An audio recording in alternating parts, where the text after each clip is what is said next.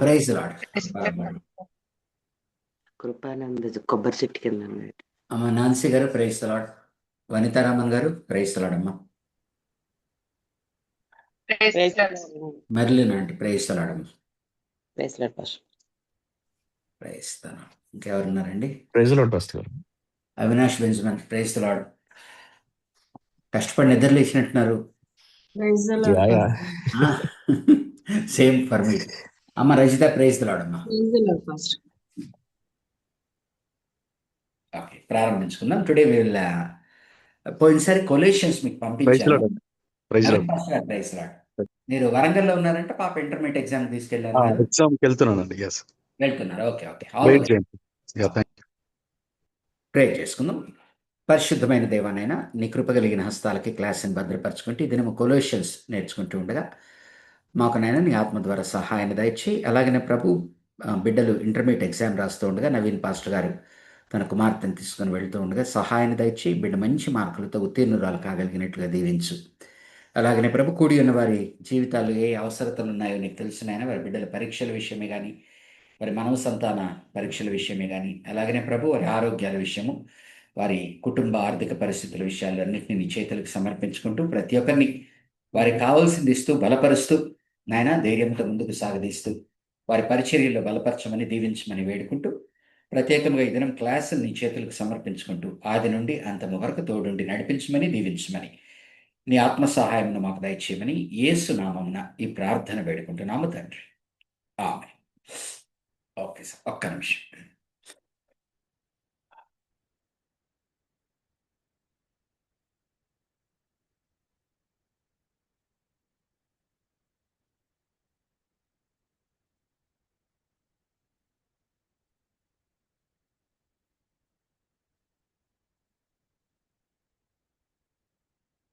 I think పోయినసారి కొలోషియన్స్ది కూడా నేను ఆ యొక్క ఇది పెట్టినట్టున్నాను కదండి.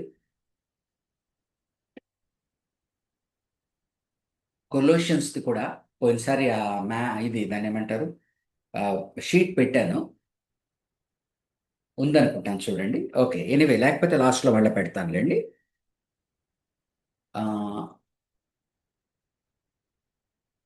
బేసిక్గా కొలోషియన్ ఎపిసోడ్స్ మనం ఆలోచించేటప్పుడు ప్రతి ఒక్క ఎపిసోడ్ కూడా గుర్తుపెట్టుకొని దే ఆర్ అకేషనల్ ఎపిసోడ్. వనిత గారు కొలెసెన్స్ షీట్ ఉంది పాస్టర్ గారు. షీట్ కొలెసెన్స్ టేబుల్ లాస్ట్లో ఒకసారి లేకపోతే మళ్ళీ పెడతాను, ఒకవేళ ఫోన్లో డిలీట్ అయింటే.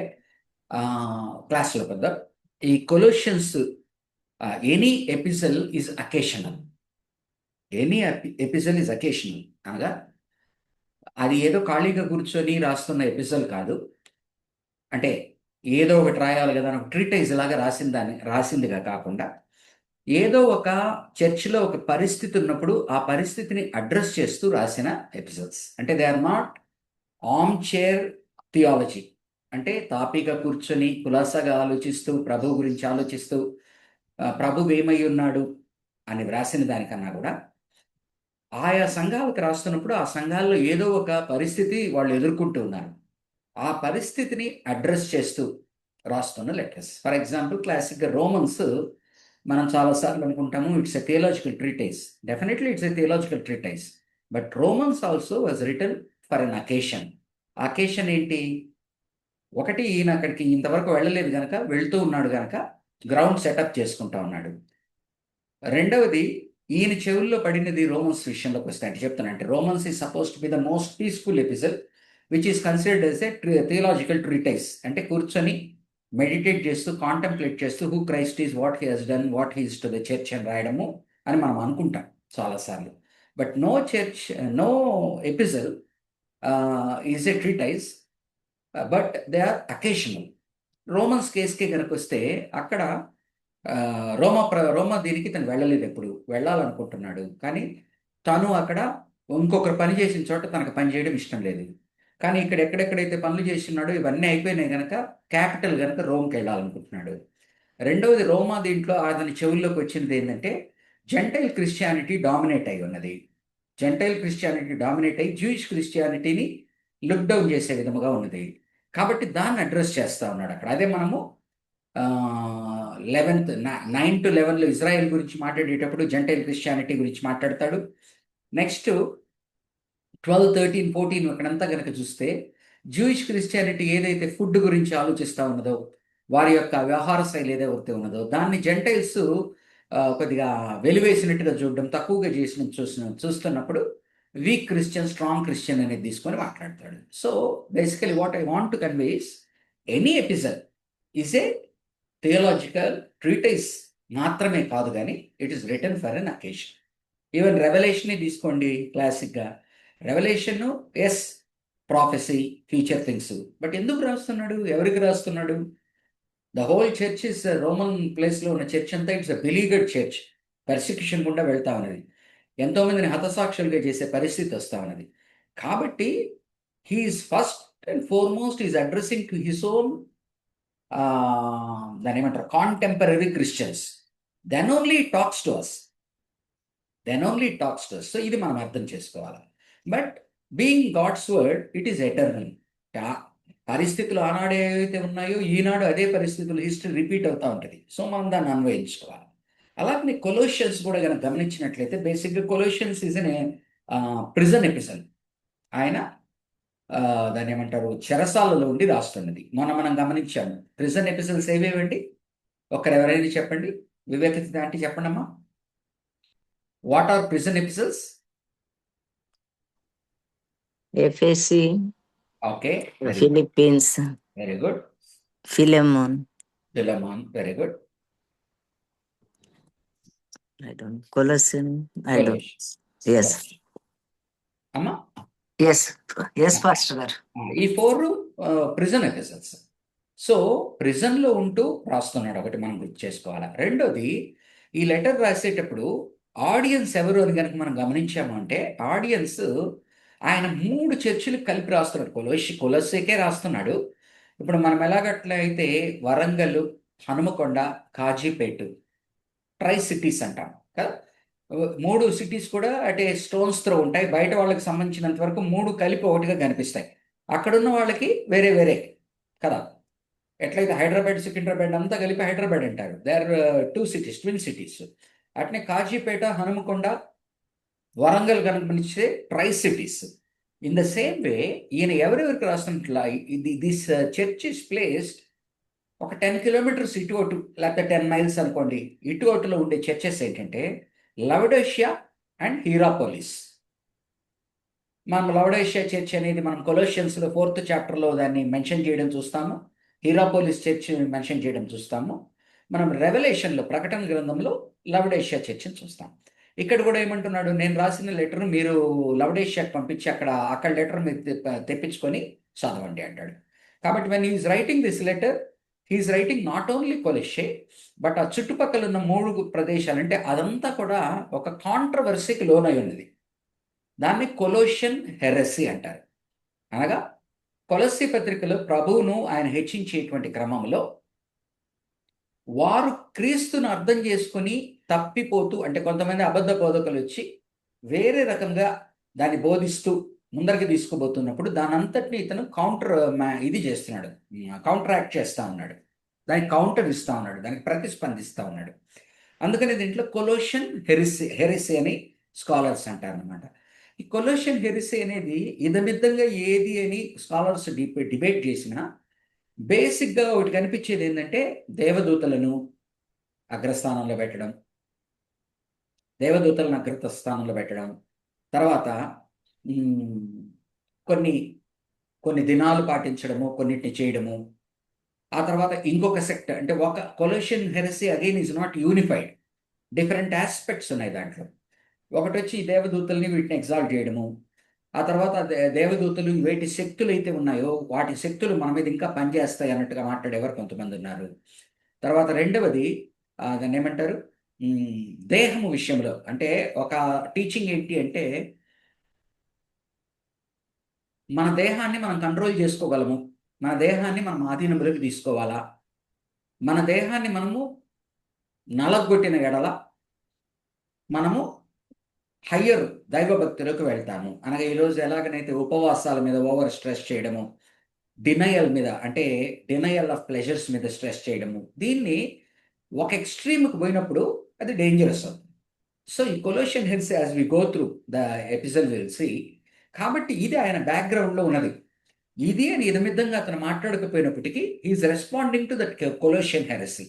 ఆ కొలోషియన్ హెరెసీ ఎక్కడి నుంచి వచ్చింది? ఒకటి, ఆనాడు చిన్నగా గ్నాస్టిసిజం అనేది డెవలప్ అవుతా ఉంది. గ్నాస్టిక్స్ అని చెప్పి అనగా knowledge is paramount, knowledge is mystery. కొంతమందికే ఉంటుంది, కొంతమందికే జ్ఞానం లభిస్తుంది. ఆ జ్ఞానాన్ని కనుక మనం పొందుకోవాలంటే ఈ విధంగా ఇచ్చేయాలా, అది చేయాలా. సో ఈయన ఏమంటాడంటే క్రీస్తుని మించిన జ్ఞానం లేదు, క్రీస్తులో సమస్తము ఉన్నది అని చెప్తూ వాళ్ళని కౌంటర్మైండ్ చేస్తూ, మనము ఎట్లయితే కొరింథీ పత్రికలో మాట్లాడామో, ఈయన మాట్లాడే మాటల్ని బట్టి ఎదుటి వారు ఏమి మాట్లాడుతున్నారు, ఏమి నమ్ముతున్నారు అన్నది మనకు అర్థమవుతుంది. డైరెక్ట్గా ఈయన నువ్వు ఇది నమ్ముతున్నావు అనడు.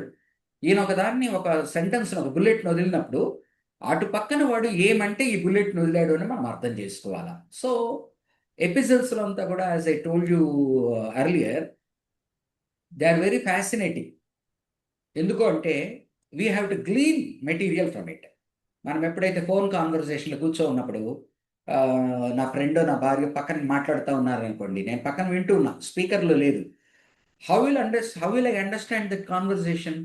Based upon what my wife or friend here. నా పక్కన ఉన్న వాళ్ళు ఏదైతే మాట్లాడుతున్నారో దీన్ని బట్టి ఎదుటివాడు ఈ మాట అని ఉంటాడు, దానికి ఇలా స్పందించి ఉంటుంది అని. ఆ ఫోన్ కాన్వర్సేషన్ అయిపోయిన తర్వాత నేనేం అడుగుతాను నా భార్యను కానీ, ఎవరు మాట్లాడారు, ఏం మాట్లాడారు అని అడుగుతాను.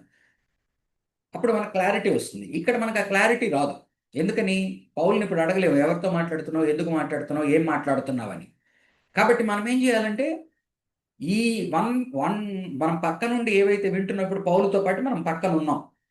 పౌలు ఏం మాట్లాడుతున్నాడో పౌలుని అడిగి తెలుసుకోలేని పరిస్థితి, అటు పక్కన వాళ్ళని అడిగి తెలుసుకోలేని పరిస్థితి. పౌలు మాట్లాడే దాన్ని బట్టి ఎదుటివారు ఏమి మాట్లాడుతుంటే పౌలు ఇలా మాట్లాడుతున్నాడు అని అర్థం చేసుకుని నాలెడ్జ్ క్లీన్ చేయాలి. ఈ నాలెడ్జ్ క్లీన్ చేసినప్పుడు ఏమవుతుందంటే, వన్ సైడ్ కాన్వర్సేషన్ కనుక నిజంగా ఆ కాన్వర్సేషన్ ఎందుకు ఉత్పన్నమైంది, అసలు రియల్ ఇష్యూ ఏంటి అనేది ఒక ముగ్గురు నలుగురు ఇటున్నారు ఇంకో పక్కన, ఎవరికి కావాల్సినట్టుగా వాళ్ళు దాన్ని ఇంటర్ప్రెట్ చేసుకోవచ్చు. సో ఈ డిఫరెన్సెస్ ఆఫ్ ఒపీనియన్, హెరెసీ అంటే ఏంటంటే లోపల ఏం జరుగుతుంది అన్న దానిలో డిఫరెంట్ వ్యూస్ వస్తాయి. కాబట్టి కొలోషియన్ హెరెసీ అనేది ఏంటో మనం as we go through will see. So ఈయన he's responding to Colossian heresy. ఈయన ఏం చెప్పదలుచుకుంటున్నాడంటే క్రీస్తు సమస్తం, క్రీస్తు దేవుడు, క్రీస్తు అత్యున్నతమైన స్థానంలో ఉన్నాడు. క్రీస్తు ఉన్న తర్వాత ఇంక దేని మీద ఆధారపడవలసిన అవసరం లేదు. అండ్ క్రీస్తును కలిగిన వారు దేహాన్ని డెఫినెట్గా పరిశుద్ధంగా వాడుకోవాలా. కానీ దాన్ని చితగ్గొట్టి నలగొట్టి దాన్ని మాడిస్తే, దాని కడుపు మాడిస్తే అది నీ ఆధీనంలోకి వస్తుంది అనుకోవడం నువ్వు వ్యర్థము. ఆ తర్వాత అక్కడ వారు కొంతమంది ఆ దినాలని ఈ దినాలని చేస్తూ ఉన్నారు. సో ఈ దినాలు ఆ దినాలు, ఇప్పుడు మనం ఎట్లయితే ఇంకా కూడా కొన్ని దినాలు అనేవి ఎంతోమంది చేస్తారు రకరకాలుగా.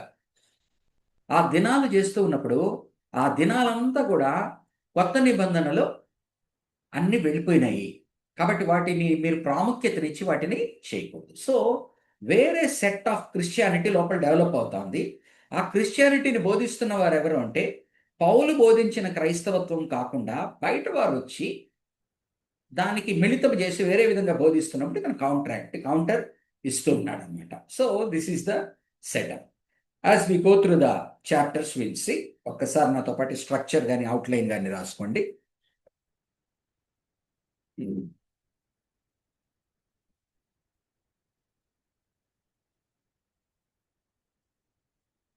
ఫస్ట్ చాప్టర్లో 1 to 8 verses. Greetings. Paul and Timothy to the holy and faithful brothers at Colossae. We thank God for your ఆయన ట్రయాడ్, ఫెయిత్, హోప్, లవ్. ఆయన వేటి గురించి అయితే త్రయం గురించి మాట్లాడతాడు. 1 to 2 chapters అంటే ఫస్ట్ చాప్టర్ 9th verse నుంచి సెకండ్ చాప్టర్ 23 వరకు ఇందాక మాట్లాడిన విధంగా ప్రయారిటీ ఆఫ్ క్రైస్ట్, యేసు ప్రభు యొక్క ప్రాధాన్యత, ప్రాముఖ్యత.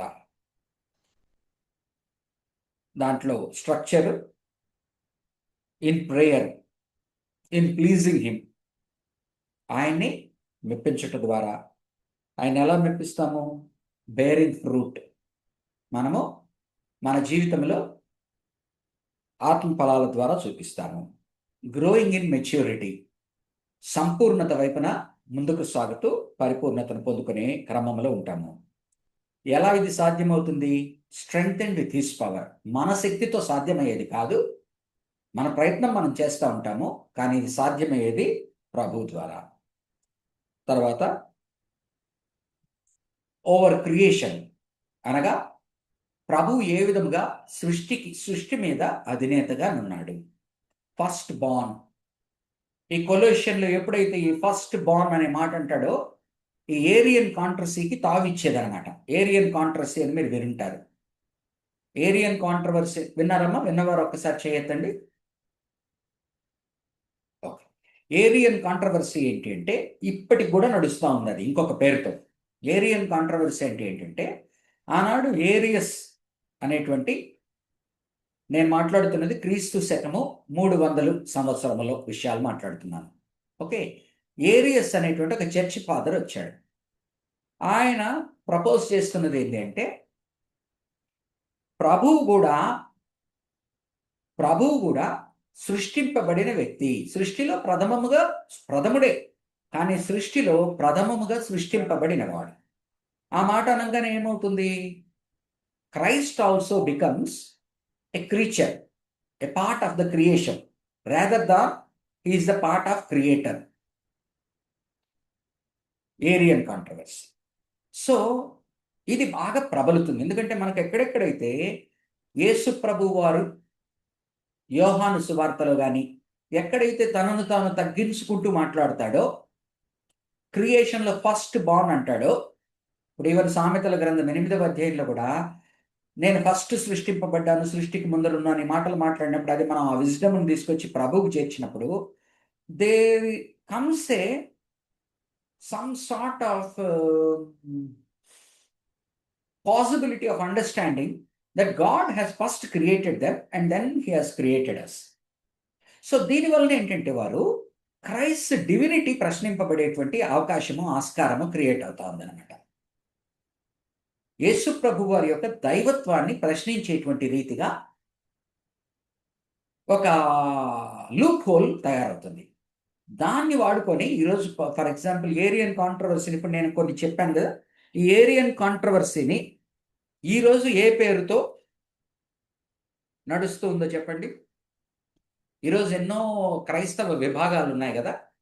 ఏ విభాగము ఈనాటికి ఏరియన్ కాంట్రవర్సీ అనే దాన్ని పార్ట్ అండ్ పార్సల్ అంటే దాన్ని వాట్ యు కాల్ ఇట్, ఆనాటి ఏరియన్ కాంట్రవర్సీని ఈరోజు ఇప్పటికీ ముందు తీసుకెళ్తున్న ప్రబోధకులు ఎవరు? ఎవరైనా చెప్పగలరా? ఆనందరాజు గారు.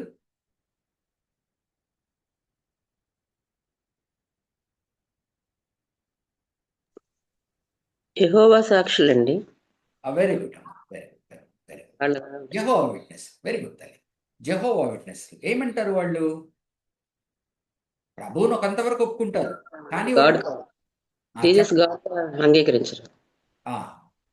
వాళ్ళ ఫస్ట్ ప్రైమసీ వచ్చి గాడ్ ద ఫాదర్కి ఇస్తూ somehow they start putting Christ in the second place. దానికి వాళ్ళు చూపించేటువంటి ప్యాసేజెస్ అంతా ఏంటి?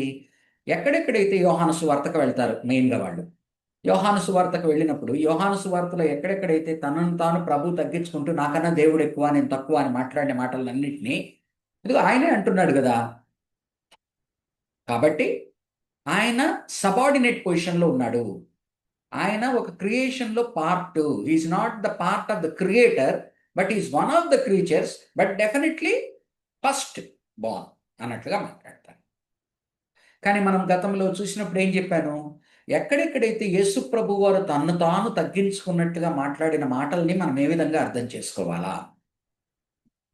యేసు ప్రభు వారు తనని తాను ఎక్కడైతే తగ్గించుకుంటూ తనకన్నా తండ్రి ఎక్కువ అని మాట్లాడతాడో, అవన్నీ కూడా మానవ రూపంలో వచ్చిన క్రీస్తు మానవుల కొరకు ఒక పని చేయడానికి వచ్చినప్పుడు ఆ పని నిమిత్తమై తనను తాను సర్వెంట్ రోల్లో పెట్టుకున్నాడు, సబార్డినేట్ రోల్లో పెట్టుకున్నాడు.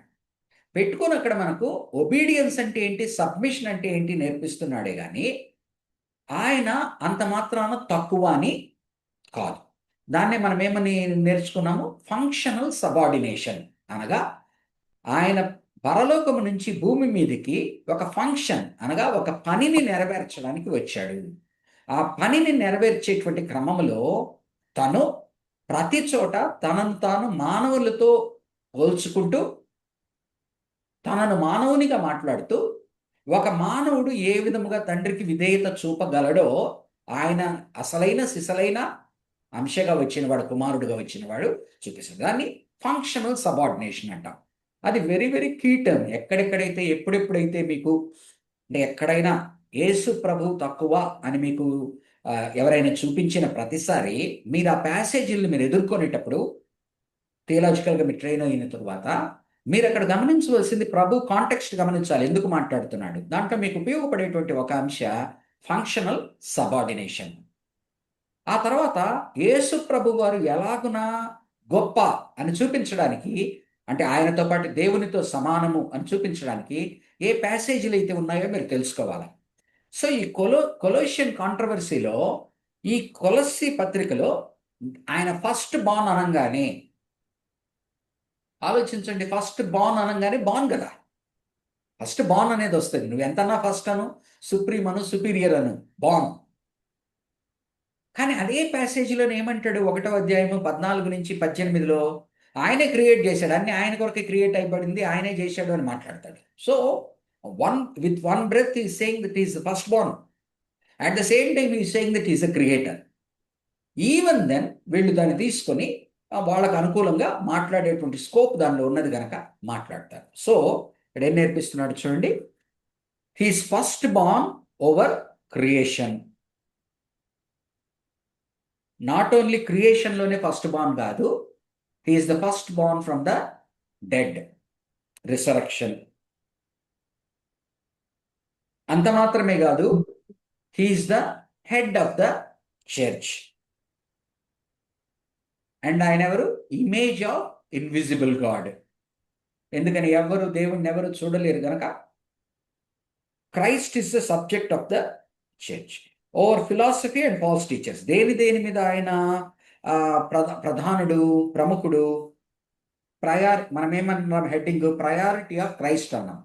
ప్రయారిటీ ఆఫ్ క్రైస్ట్ దేని మీద, ఓవర్ క్రియేషన్. తర్వాత over and in the church, చర్చి పైన చర్చిలోన. ఆ తర్వాత over philosophy and false teachers. కొలస్సీలో వస్తున్న థాట్ ప్రాసెస్ అంతా ఒక ఫిలాసఫీ, అది వస్తూ ఉన్నది రాంగ్ అండర్స్టాండింగ్ ఆఫ్ క్రైస్ట్ వలన వాళ్ళు నమ్మిన దాన్ని బట్టి బలమైన బోధ చేస్తూ ఉన్నారు. ఆ బోధలో బాగా నేను ఖండిస్తూ, యేసు ప్రభు వారు ప్రధానుడు, ప్రముఖుడు వేటి మీద, ఆయన క్రియేషన్ మీదే ప్రధానుడు, ఎందుకంటే ఆయన కొరకే సృష్టింపబడింది. అది చదువుదాం ఆ ఒక్క వర్సెస్, ఎందుకంటే దోస్ ఆర్ ఇంపార్టెంట్. నెక్స్ట్ ఆయన ఫస్ట్ బానెట్ను, ఆయన first in the resurrection also. ఆ తర్వాత ఆయన ఫస్ట్ దేని మీద, చర్చి మీద ఆయన ఫస్ట్. తర్వాత ఆయన దేని మీద ప్రముఖుడు, ఈ false teachings, false teachers, false లోక సంబంధమైన ఫిలాసఫీలు ఏదైతే మానవుడు దేవుణ్ణి చేరుకోవడానికి ఇలా తాపత్రయపడచ్చు అని చెప్తూ ఉన్న గ్నాసిస్ నాలెడ్జ్ ఏవేవైతే చెప్తా ఉన్నదో వాటన్నిటిని ఖండిస్తూ మాట్లాడుతున్నాడు. ఓకే, దీని దగ్గరికి మళ్ళీ వెనక్కి వస్తాను నేను. నెక్స్ట్ చూద్దాం 3-4 chapters, 3-4 chapters. Practice of Christ, priority of Christ అనేది 1-2 చాప్టర్స్లో చెప్పాడు. 3-4 చాప్టర్స్లో ఏమంటున్నా అంటే practice of Christ, set your mind on spiritual things. నీ మనస్సును ఆత్మీయ పైనున్న వాటి మీదనే మీరు మీ మనస్సును ఉంచుడి. పుట్ ఆఫ్ ఓల్డ్ నేచర్, పాతది ఏదైతే కరప్టబుల్ నేచర్ ఉన్నదో నూతన జన్మ పొందిన క్రీస్తునందు దానిని షెడ్ ఆఫ్ చెయ్యి. పుట్ ఆన్ న్యూ నేచర్, పాత మురికి పట్టిన బట్టలు, పాత బట్టల్ని తీసేసి కొత్త బట్టలు ఎలాగనైతే వేసుకుంటావో క్రీస్తును ధరించుడి. Put on new nature. Next live in godliness. ఎక్కడెక్కడ, ఇన్ హోమ్, నీ ఇంటి యందు నీవు దైవికంగా జీవించు. అట్ వర్క్, నీవు పని చేసే చోట దైవికంగా. ఇన్ ద వరల్డ్, నువ్వు ఎక్కడెక్కడైతే సమాజంలో తిరుగుతున్నావో అక్కడ నువ్వు పరిశుద్ధముగా జీవించు. లాస్ట్లో 4th chapter 7 to 18 verses closing. Grace be with you, finish work of ministry you receive from Christ. ప్రభు ఏదైతే పరిచర్య మీకు ఇచ్చాడో దాన్ని చేయండి, కొనసాగించండి. ఓకే, ఇప్పుడు ఒక్కసారి బైబిల్ తెరుద్దాము. ఇది టెక్స్ట్ బుక్లో స్ట్రక్చర్ చెప్పినది. నేను ఇప్పుడు ఏదేదైతే కొలోషియన్ కాంట్రవర్సీ అన్నానో, ఎలాగున ఫస్ట్ బాన్ అన్నప్పుడు ఈ కాంట్రవర్సీ వస్తుందో, వీటినన్నిటిని కూడా ఒక్కసారి బిబ్లికల్ వర్సెస్లోకి వెళ్ళి డిఫెండ్ చేస్తున్నాం. అందరూ కూడా దయచేసి కొలోషియన్స్ బుక్ తెరవండి.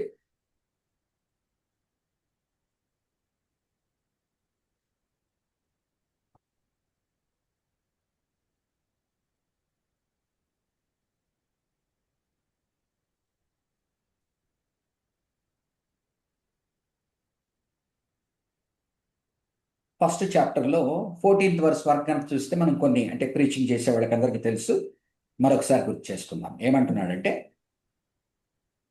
12th verse, giving thanks to the father, 12వ వచనం, 1వ అధ్యాయం 12వ వచనం, who has qualified you to share in the inheritance of saints in the kingdom of light. ఒకప్పుడు మనం సాతాను కింద కింగ్డమ్ ఆఫ్ డార్క్నెస్లో ఉన్నాము, ఇప్పుడు కింగ్డమ్ ఆఫ్ లైట్లోకి తెచ్చాడు దేవుడు. For he has rescued us from the dominion of darkness. చీకటి రాజ్యం ఏలుతున్న దానిలో నుంచి మనల్ని వెలుగులోకి తీసుకొచ్చాడు. ఎక్కడికి తీసుకొచ్చాడు? And brought us into the, ఈ వెలుగు రాజ్యం, ఈ యొక్క వెలుగు కలిగిన రాజ్యం ఏంటి? And brought us into the kingdom of the son he loves. యేసు ప్రభువునందు ఈ యొక్క సాతాను కింద చీకటి రాజ్యం ఉంటే, మనం ఆ చీకటి రాజ్యపు దీనిలో మనం డొమైన్లో ఉంటే, బయటికి తీసుకువచ్చి వెలుగు రాజ్యంలో మనల్ని పెట్టాడు. ఆ వెలుగు రాజ్యం ఎవరిదై ఉన్నది? యేసు ప్రభుది. ఇది ఎలా సాధ్యమైంది? And brought us into the kingdom of the son he loves, in whom, ప్రభు మనకేం చేశాడు?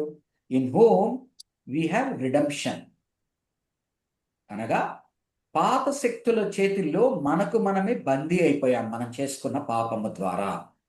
కాబట్టి రిడెంప్షన్ అనే వర్డ్ మీరు విన్న ప్రతిసారి, అంటే మీకు ఆల్రెడీ జనరల్గా తెలుసు, క్లాసుల్లో కూడా చెప్పుంటారు మిగతా వాళ్ళు, రిడెంప్షన్ అనే మాట మాట్లాడంగానే మీ మనసులోకి రావాల్సింది ఏంటంటే స్లేవ్ మార్కెట్ టెర్మినాలజీ. బానిసలను కొని అమ్మే చోటు.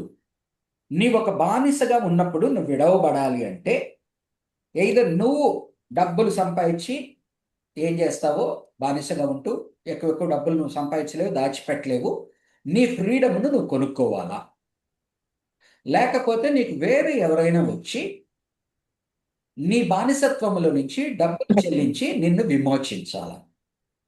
కాబట్టి redemption is slave market terminology. ఒక బందీ అయిన వాడిని మూల్యము చెల్లించి ఆ బంధకాలలో నుంచి బయటికి తేవడము. సో పరిశుద్ధ గ్రంథం ఏమంటుందంటే, నువ్వు స్లేవ్ ఇప్పుడు.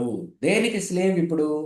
నీ ఒకానొక నాడు సాతానుని వెంబడించడానికి ఆదాము నిర్ణయించుకున్నందువలన, ఆదాము హవ్వ, నీవు దేవుడు నిన్ను వెలుగు బిడ్డగా సృష్టించినప్పటికీ నిన్ను నువ్వు చీకట్లోకి అమ్మివేసుకున్నావు.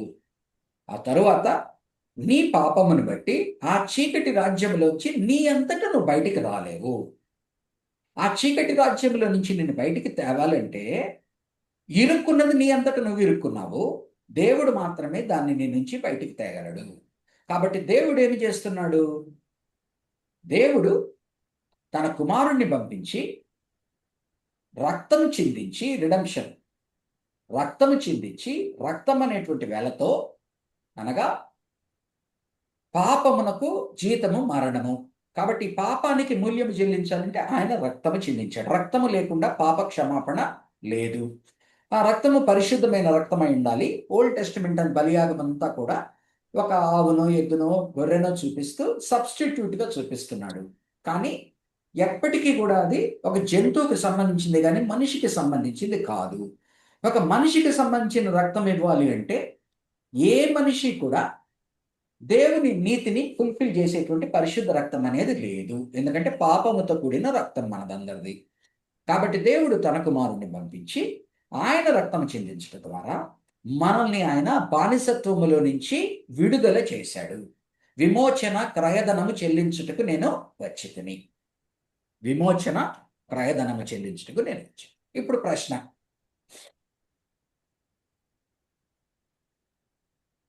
స్లేవ్ మార్కెట్లో ఎవరికి డబ్బులు చెల్లిస్తారు? ఆల్రెడీ ఒక యజమాని ఉన్నాడు. ఆ యజమాని దగ్గర నుంచి ఇంకో యజమాని కొనుక్కుంటున్నప్పుడు ఆ పాత యజమానికి డబ్బులు చెల్లించాలి. ఇప్పుడు ఇక్కడ మనకు వచ్చే డౌట్, చాలా మంది మాట్లాడే మాట ఏంటంటే, పాత యజమాని ఎవరు? సాతాను. కొత్త యజమాని ఎవరు? దేవుడు. ఇస్తున్న మూల్యం ఏంటి? ప్రభు యొక్క రక్తం. కాబట్టి క్వశ్చన్ ఏంటంటే, దేవుడు సాతానుకు మూల్యము చెల్లిస్తున్నాడా?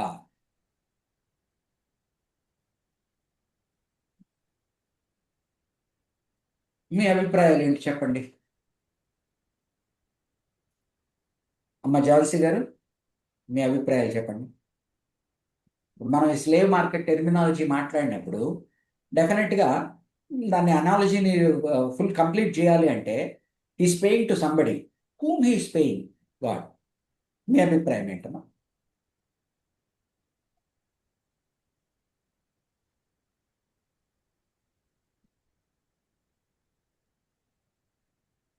మ్యూట్లో ఉన్నారమ్మా. Okay, think over. మీరు ఆనందరాజు గారు. Shall I speak, sir? అయ్యా Shall I speak, sir? This is Anandraj. చెప్పండి. I am in right now Bahrain, sir, and if there is any disturbance in the connection, kindly forgive me. రావట్లేదు sir, సరిగ్గా రావట్లేదా? మీ voice నాకు వస్తుంది, ఒకవేళ కొన్నిసార్లు disconnect అవుతుంది. మీరు లేదు, వచ్చే ఓకే. ముందు కూడా డిస్కనెక్ట్ అయ్యింది. ఇప్పుడు ఓకే సార్, వినపడుతుంది, చెప్పండి. ఇప్పుడు చట్టానికి, ధర్మశాస్త్రానికి లోనైనటువంటి మనల్ని విడుదల చేయడానికి యేసు రక్తం ఉమ్, మనల్ని విడుదల చేయడానికి అవసరమైందనే విషయాన్ని మనం గమనిస్తున్నాం.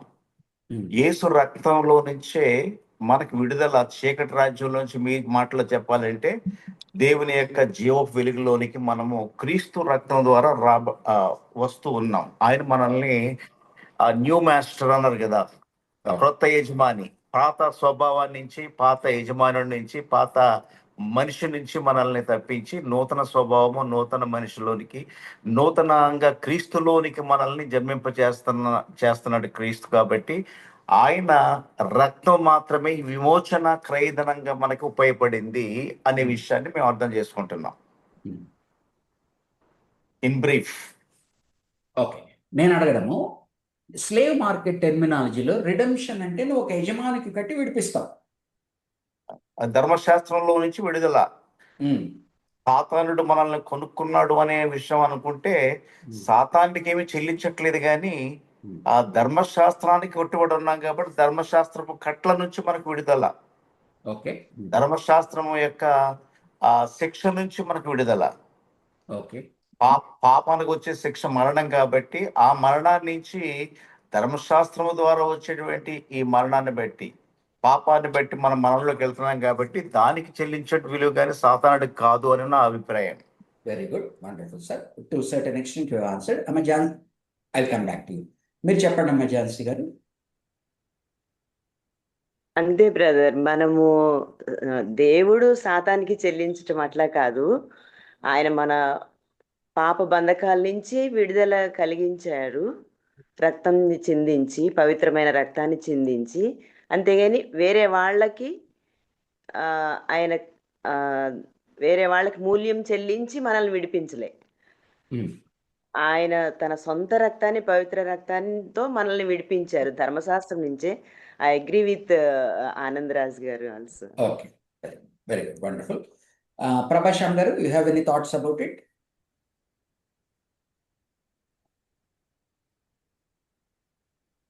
పాస్టర్ గారు, నా అభిప్రాయం కూడా అదే పాస్టర్ గారు. అంటే అపవాదికి మూల్యం చెల్లించలేదు, కానీ మన పాపాలకు మూల్యం చెల్లించాడని నా అభిప్రాయం. సరే, అంటే అదే దాన్ని మీరు అగ్రీ చేస్తున్నారు. వివేకవత ఆంటీ? తండ్రి అయిన దేవునికి చెల్లిస్తున్నారు మన తరపున. Okay, very good. మీరు చెప్పింది రైటే ఆంటీ, ఇంకొద్దిగా ఒక స్టెప్ వెళ్ళాలి. చూడండి, దేవునిలో దేవునిలో ఒకవైపున రెండు నాణ్యాలు, ఒకవైపున ప్రేమ ఉన్నది, ఒకవైపున పరిశుద్ధత ఉన్నది. ఆయన ప్రేమ మనల్ని వదిలేయమంటుంది చేసిన పాపాన్ని. ఆయన పరిశుద్ధత నీ ప్రేమని కన్నుగప్పి పాపమును శిక్షించకుండా వదలకూడదు అంటారు. ఒక నాణ్యానికి బొమ్మ బొరుసు ఎలా ఉంటుందో ఆయన ప్రేమ ఒక పక్కన ఉంటే ఆయన పరిశుద్ధత ఒక పక్కన ఉంటుంది. సో ఆయన పరిశుద్ధత పాపమును, ఆయన పెట్టిన రూల్ని ఆయన, అంటే మరోలాగా అనుకోకండి, ఆయన తాను పెట్టిన రూల్స్ని తను పడగొట్టి వేరే విధంగా చేయగలిగినప్పటికీ ఆయన చేసేవాడు కాడు. తనకు తాను నమ్మకంగా ఉండేవాడు, తన అన్న మాటకి నిలబడేటువంటి వాడు. కాబట్టి ఆయన పరిశుద్ధత ఏమి కోరుతా ఉన్నది? పాపి శిక్షింపబడాలి, పాపమునకు జీతము మరణము. కాబట్టి ఆయన పరిశుద్ధత కేకలు పెడుతూ ఉన్నది. ఏమని? ఈ పాపి మరణానికి పాత్రుడని చెప్పబడినప్పుడు ఈ పాపిని నీవు ఎలాగున క్షమిస్తావు. కాబట్టి ఆయన ఎన్నుకున్న మార్గము ఆయన పరిశుద్ధతకి, అంటే ఆంటీ చెప్పినట్టు, మీరు చెప్పినట్టు ధర్మశాస్త్రం సగం వరకు వచ్చారు. ధర్మశాస్త్రం ఏం చెప్తా ఉన్నది? వీటి ప్రకారముగా నువ్వు జీవించిన ఎడలు నువ్వు బ్రతుకుదు, వీటి ప్రకారముగా జీవించిన ఎడలు నువ్వు చచ్చుదు కదా. కాబట్టి వీటి ప్రకారంగా జీవించడం అంటే ఏంటి? పరిశుద్ధమైన దేవుడు తన వారిని పరిశుద్ధముగా ఉండమన్నాడు. సో నువ్వు పరిశుద్ధముగా ఉండనప్పుడు నీవు మరణానికి దారితీస్తుంది కదా. సో అంతవరకు వెరీ గుడ్, కరెక్ట్. దాన్ని నెక్స్ట్ స్టెప్కి వివేకవతి అంటే ఏమన్నారు? ఒక వర్డ్ అయినా కూడా దేవునికే చెల్లిస్తున్నాడు. దేవునికి ఎందుకు చెల్లించుకోవాల్సి వస్తా ఉంది? దేవుడికి క్షమించేయచ్చు కదా. దేవుడు అందరినీ క్షమించగలిగిన వాడు, ఈజీగా చిటికతో ఆయన క్షమించగలడు నిన్ను నన్ను కూడా. కానీ ఆయన ఎన్నుకున్న మార్గం ఏంటి? ఆయనలోనే ఆయన పరిశుద్ధత కేకలు పెడుతున్నది. ఏంటి? పాపిని శిక్షించకుండా నువ్వు రూల్ ల్యాక్స్ చేయడానికి లేదు. కాబట్టి ఎవరికి పే చేస్తున్నాడు ఆయన అంటే తనకి తానే పే చేసుకుంటున్నాడు. ఎందుకంటే మనము పాపపు బంధకాలలో ఇరుక్కొని ఉన్నందువలన ఆయన పరిశుద్ధత పాపాన్ని శిక్షించమంటా ఉన్నది. కాబట్టి ఆ శిక్షను ఆయన సాటిస్ఫై కావడానికి మన పాపమును ఆయన మీద పెట్టి ఆయన రక్తము చిందించుట ద్వారా ఆయన పరిశుద్ధత శాంతపరచబడింది. అందుకని కదా ప్రొపిషియేషన్ అనే మాట వింటాం మనం. రోమా పత్రిక 3వ అధ్యాయంలో ప్రొపిషియేషన్ అంటే, ప్రొపిషియేషన్ అంటే ఏంటి? సాటిస్ఫైయింగ్, అంటే దానిలోని basic meaning satisfying and angry God. Satisfying and angry God. So anger where it is coming from? It is not petty quarrel anger. It is an anger which is unlike మన pagan theology, అంటే other theology ప్రకారముగా ఆయన పెట్టి కోరలు కాదు. అంటే పెట్టినెస్ అంటే తెలుసు కదా, చిల్లర వ్యవహారం కాదు. ఆయన పరిశుద్ధత కేకలు పెడతాడు. కాబట్టి ఆయన తనకు తాను నమ్మకంగా ఉండడానికి రక్తము చెల్లించబడినది. పాపపు బంధకాలకు వెళ్ళింది మనము. మనంతటా మనం పే చేసుకోలేకుండా ఉన్నాం. ఎవరికి పే చేయాలి? మనం దేవునికి పే చేయాలా. దేవునికి పే చేయడానికి మన దగ్గర ఏమీ లేదు. అట్లానే సాతాను నుంచి నన్ను విడిపించయ్యా అంటే ఆయన పరిశుద్ధత విరుక్కున్న తర్వాత నువ్వు చేసిన పాపానికి మరణము శిక్ష, మరణము దాని యొక్క జీతము. కాబట్టి ఆయన ఏం చేస్తున్నాడు? ఆ మరణాన్ని సో ఇందాక మనం ఏరియన్ కాంట్రవర్సీ నేర్చుకున్నాం, ఇప్పుడు ఇంకొక మాట నేర్చుకున్నాం. హూ ఈజ్ ఈ పేయింగ్ ర్యాన్సమ్ కదా. ఇంగ్లీష్ వర్షన్స్ లో ర్యాన్సమ్ అనే వర్డ్ రిపీటెడ్గా వాడుతూ ఉంటాడు. He's paying ransom, he's taking ransom. అంటే క్రూడ్గా, don't bind me with words, క్రూడ్గా his holiness is being satisfied. He is satisfying his own holiness in his own. He can just like that, because he is God, he can say that you are saved, but he's not saying that you are saved, but he's putting in place a system where the sin can be absolved and a person can be forgiven. అందుకని ఏమంటున్నాడు చూడండి, 14th verse, in whom we have redemption. ఏంటి redemption? is equal to the forgiveness of sins. Forgiveness of sins. So he can forgive. అందుకని కదా పదే నీకు ఏమి నేర్పిస్తాడు? పాత నిబంధనలో రక్తము చిందించనిదే పాపము క్షమింపబడదు. ఎందుకని బ్లడ్ బ్లడ్ బ్లడ్ అని మాట్లాడితే మనకు కొంత వేరే ఆలోచన విధానాలు ఇచ్చి వచ్చిన వాళ్ళకి విసుగు పుడుతుంది. ఏంటి ఎందుకు రక్తము రక్తము రక్తం అని మాట్లాడతాడు? రక్తము చిందించనిదే పాప క్షమాపణ లేదు. పాత నిబంధన అంతా పశువుల రక్తము చిందింపబడి రానున్న క్రీస్తు గురించి చూపుతూ ఉన్నదన్నది. సో రక్తము చిందించబడవలసినదే. ఆ రక్తము చిందించడానికి ఆయన ఎన్నుకున్న మార్గము తానే, అంటే క్రూడ్గా మాట్లాడుతున్నాను, తానే తన కుమారుని ద్వారా రక్తము చిందించింది. తన హోలీనెస్ గ్రాటిఫై అయింది, సాటిస్ఫై అయింది, ప్రొపీషియేట్ అయింది. So now he can go head with. So ఇలా మనం అర్థం చేసుకున్నాం. ఓకే, నెక్స్ట్ ఇందాక మనం కొలేషన్ కాంట్రవర్సీలో ఫస్ట్ బార్న్ ఏలియన్ కాంట్రవర్సీ మాట్లాడాం. చూడండి 15th verse, Colossians chapter 1 15th verse. He is the image of the invisible God, the firstborn over all creation. ఈ ఫస్ట్ బార్న్ అనగానే మనకు ఇందాక వచ్చిన కాంట్రవర్సీ వచ్చింది. దాన్ని అదే వరుసలోనే ఆయన ఎట్లా కాంట్రడిక్ట్ చేస్తున్నాడు, ఎట్లా కౌంటర్ మైండ్ చేస్తున్నాడు, ఎలా కౌంటర్ ఇస్తున్నాడు చూడండి. For by him all things were created. ఆయనే అన్ని సృష్టించాడు అంటున్నాడు. Things in heaven and on earth, only ఇక్కడ ఉన్న మానవుల్ని, భూమిని మాత్రమే కాదు, విశ్వంలో ఉన్నటివన్నీ. విజిబుల్ అండ్ ఇన్విజిబుల్, ఏదైనా ఒకవేళ మళ్ళా డౌట్ వస్తుందేమో అని, అన్ని visible and invisible. Whether thrones or powers, అంటే ఏంటి థ్రోన్స్ పవర్స్? ఎఫిషియన్స్లో, కొలోషియన్స్లో ఎప్పుడైతే ఆయన థ్రోన్స్, పవర్స్, రూలర్స్ అని మాట్లాడతాడో నెగటివ్ ఫోర్సెస్. FCRలో ఏమంటాడు? మనము పోరాడుతున్నది శక్తి. మనము పోరాడుతున్నది ఫ్లెష్ అండ్ బ్లడ్తో కాదు, మానవులతో కాదు, మనం పోరాడుతున్నది అధికారులతో అంటాడు, అనగా ఆ పైన సాతాను శక్తులతో అంటాడు. సో ఎఫిషియన్స్లో, కొలోషియన్స్లో ఎప్పుడైనా మీకు థ్రోన్స్, పవర్స్, అథారిటీ, ఆర్కే ఇటువంటి మాటలు వచ్చినాయంటే ఇవన్నీ those who stand against God which have a negative connotation. కాబట్టి ఇప్పుడు ఏమి క్లియర్ చేస్తున్నాడు? వెదర్ థ్రోన్స్, ఏ సింహాసనాలన్నా కానీ నీకు కనిపించేటువంటి భూమి మీద ఉన్న సింహాసనాలే కాదు, ఎక్కడ ఏ సింహాసనం అయితే పరలోకంలో, అది బయట విశ్వములో ఇన్విజిబుల్ ఫోర్సెస్ నీకు తెలియని ఉన్నాయి, అవి ఆర్ పవర్స్ ఏదేదైతే నిన్ను శాసిస్తున్నాయో, నిన్ను కబ్జా చేసి పెట్టుకొని ఉన్నాయో, ఆర్ రూలర్స్ ఆర్ అథారిటీస్, అంటే అన్ని కూడా ఈయన క్రియేట్ చేశాడు అంటున్నాడు. All things were created by him and for him. So ఏదైతే ఫస్ట్ బాన్ అన్నాడో, నువ్వు ఫస్ట్ బాన్ అని మాట్లాడి ఇంకా దాని గురించి ఊపిరి తీసుకునే లోపల నెక్స్ట్ బ్రెత్లో ఏమంటున్నాడు? He himself is the creator అంటున్నాడు. సో 15th verseలో మనకు he is a creature, he is a created part అని మనలో వచ్చే ఫీలింగ్ని వెంటనే 15th verseలో కొట్టిపారేస్తా ఉన్నాడు. కొట్టిపారేసి not own 17th verse, he is before all things, అన్నిటికన్నా ముందర ఆయన. And in him all things hold together, sustainer. నేను ఇలా ఆలోచిస్తాను, in him all things hold together. ఈరోజు సైంటిస్ట్ గొప్ప గొప్ప మాటలు మాట్లాడుతూ ఉన్నారు. అదేమంటారు, ఆస్ట్రోనామర్స్, అదే ఇది ఆస్ట్రోఫిజిక్స్ ఏమంటున్నారు, ఆస్ట్రానమీ ఏమంటున్నారు? అసలు ఆలోచించండి, భూమి అంత ఫాస్ట్గా తిరుగుతూ దాని చుట్టూ తిరుగుతూ ఎట్ నిలబడింది. ఏమంటున్నారు? గురుత్వాకర్షణ శక్తి సన్ దాన్ని హోల్డ్ చేస్తుంది అంటున్నారు. సన్ దేన్ని హోల్డ్ చేస్తా ఉంది? సన్ని దేని చుట్టూ తిరుగుతూ ఉంది? ఇదంతా కూడా ఈ నవగ్రహాలు కలిసి వేరే దాని చుట్టూ తిరుగుతూ ఉన్నాయి. ఇట్లా మీరు విశ్వాన్ని ఈరోజు కనుక మన సైన్స్లో, యూట్యూబ్లో కనుక మనం చూస్తూ ఉన్నాం అనుకోండి, జేమ్స్ హబ్ టెలిస్కోప్ ఇది చూపిస్తా ఉంది, ఇది చూపిస్తా ఉందని ఆ విశ్వాన్ని చూపిస్తున్నారు.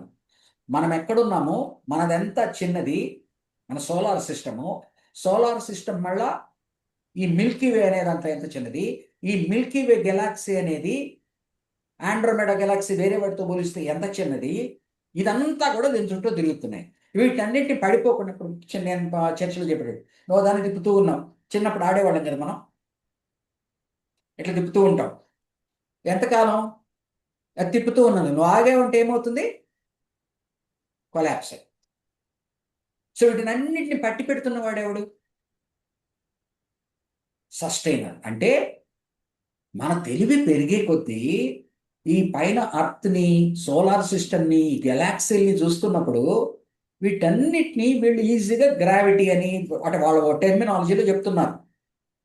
అన్ని కలిసి వాళ్ళు ఏం చేస్తున్నారు? సంథింగ్ ఈజ్ హోల్డింగ్, దేని చుట్టూ తిరుగుతూ ఉన్నది, దేని చుట్టూ తిరుగుతూ ఉన్నది. ఇంకా ఇంకా లోతుగా టెలిస్కోప్లో వాళ్ళు చూసే కొద్దీ ఇంతే చూస్తున్నారు. ఇప్పుడు ఇంత అయింది అంతవరకు చూస్తున్నారు వాళ్ళు టెలిస్కోప్. దాన్ని మిలియన్స్ ఆఫ్ లైట్ ఇయర్స్తో పోలుస్తున్నారు. ఆఖరికి అన్నీ ఏమంటున్నారు? అన్నీ తిరుగుతున్నాయి దేని చుట్టూ. అది వీళ్ళకి ఆ స్టేజ్కి వెళ్ళలేకపోతున్నారు. ఎక్కడ దేనితో తిరుగుతుంది, ఎక్కడ తిరుగుతుంది. ఎందుకంటే కొంత దూరం పోయినాక వీళ్ళకి డార్క్నెస్ కనపడట్లా. మనిషి ఇన్ని టెలిస్కోప్లు జేమ్స్ హబ్బును మించి ఇంకా 200 ఏళ్ల తర్వాత ఇంకా కనుక్కున్నా ఎవర్ ఎక్స్పాండింగ్ అంటున్నారు. వాళ్ళ వర్డ్స్లో గమనించండి, ఎవర్ ఎక్స్పాండింగ్ అంటున్నారు. వాళ్ళకి ఆది అర్థం కావడం లేదు. కానీ వాళ్ళకి అర్థం ప్రస్తుతానికి ఏం అర్థమవుతా ఉంది? ఇది తిరుగుతూ ఉంది, ఇది ఇంకో దాని చుట్టూ తిరుగుతుంది, ఈ సన్ ఇంకో దాని చుట్టూ తిరుగుతూ ఉంది, ఇదంతా కలిపి ఇంకో దాని చుట్టూ తిరుగుతూ ఉంది. ఇట్లా ఇదొకటి కాదు, ఇట్లా లక్షలు ఉన్నాయంటున్నారు. మనం చిన్నదాన్ని తిప్పాలంటేనే కాసేపు చైన్ బిట్టి ఆగామంటే పుస్సు పడిపోతుంది. మరి దీని అంతటిని ఆయన హోల్డ్ చేస్తుంది, సస్టైనర్ కదా. సో ఫస్ట్ ఏం నేర్పించాడు? Redeemer. First chapter 13th and 14th versus redeemer అని నేర్పించాడు. అండ్ 16th వర్స్లో మనకేం నేర్పిస్తున్నాడు? హీస్ క్రియేటర్ అని నేర్పిస్తున్నాడు. 17th వర్స్లో మనకేం నేర్పిస్తున్నాడు? సస్టైనర్ కదా. I don't want use these wrong words. Brahma Vishnu వాళ్ళు ఏదైతే మాట్లాడతారో అదే. He's the creator, he's the sustainer, he's the redeemer. అంత మాత్రమే కాక లోకములో ఆయన భూలోకములో ఏం చేస్తున్నాడు? And he's the head of the body, the church. He's the beginning and the first born from among the dead. తర్వాత ఆయన ప్రైమసీ దేనిలో ఉన్నది? ఎవరు ఇంతవరకు మరణం నుంచి లేలేదు, మొట్టమొదట మరణం నుంచి లేయడం అంటే ఏంటో కూడా ఆయన చెప్పాడు. సో ఈ మరణం నుంచి ఆయన లేచాడు అని ఈ సత్యాన్ని నమ్మిన వాళ్ళందరూ కలవడమే చర్చి. నా కొరకు రక్తము చిందించాడు, చనిపోయాడు, పూడ్చబడ్డాడు, 3వ దినమున సజీవునిగా లేచాడని నమ్మిన వారిదే చర్చ్. ఆయన దేని మీద head? Is the head of the church. First born from among them, so that in everything he might have the supremacy. 19th verse. For God was pleased to have all his fullness dwell in him. So ఇక్కడ కొలస్సీ కాంట్రవర్సీలో ఏమంటున్నారు? అయ్యా వేరే వేరే శక్తులు ఉన్నాయి, వేరే ఉన్నాయి, క్రీస్తు అసంపూర్ణుడు అంటున్నారు. క్రీస్తు క్రియేట్ చేయబడినవాడు, క్రీస్తు ఇది అది అంటున్నప్పుడు ఈయన ఏమంటున్నాడు? అయ్యా దేవుణ్ణి ఎవ్వరు చూడలేరయ్యా, కానీ దేవుడు ఏం చేశాడంటే తనను తాను అంతా కలిపి క్రీస్తులో బయలుపరుస్తా ఉన్నాడు. సో ఏమంటున్నాడు? For God was please to have all his fullness, pleroma, dwell in him, and through him to reconcile to himself all things. అన్ని కూడా ఏమైంది? పాపము వలన అసమాధానము చోటు చేసుకున్నది. Through him to reconcile himself all things. మళ్ళీ ఏంటంటున్నాడు ఇక్కడ? జాగ్రత్తగా గమనించండి. మనం చాలాసార్లు ఎర్త్ సెంట్రిక్, సెల్ఫ్ సెంట్రిక్. మనం ఎంతవరకు ఆలోచిస్తున్నాం? ప్రభు అంటే దీన్ని హై క్రిస్టాలజీ అంటారు.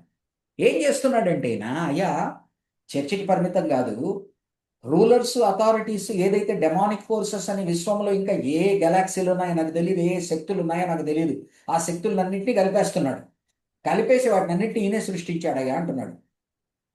ఓకే, సృష్టించాడు అనడమే కాకుండా నువ్వు జస్ట్ ఈయన్ని చర్చి అంటే ఏ లోకంలో నువ్వు అగ్రగణ్యుడిగా నిన్ను దేవుని రూపులో పోలికలో తీర్చిదిద్దాడు, నీ కొరకు తన ప్రాణం పెట్టాడు, చర్చిని తయారు, ఇదంతా ఓకే. కానీ రీకన్సైల్ చేసుకుంటున్నాడు. దేన్ని రీకన్సైల్ చేస్తా ఉన్నాడు చూడండి. And through him to reconcile to himself all things, whether things on earth or things in haven.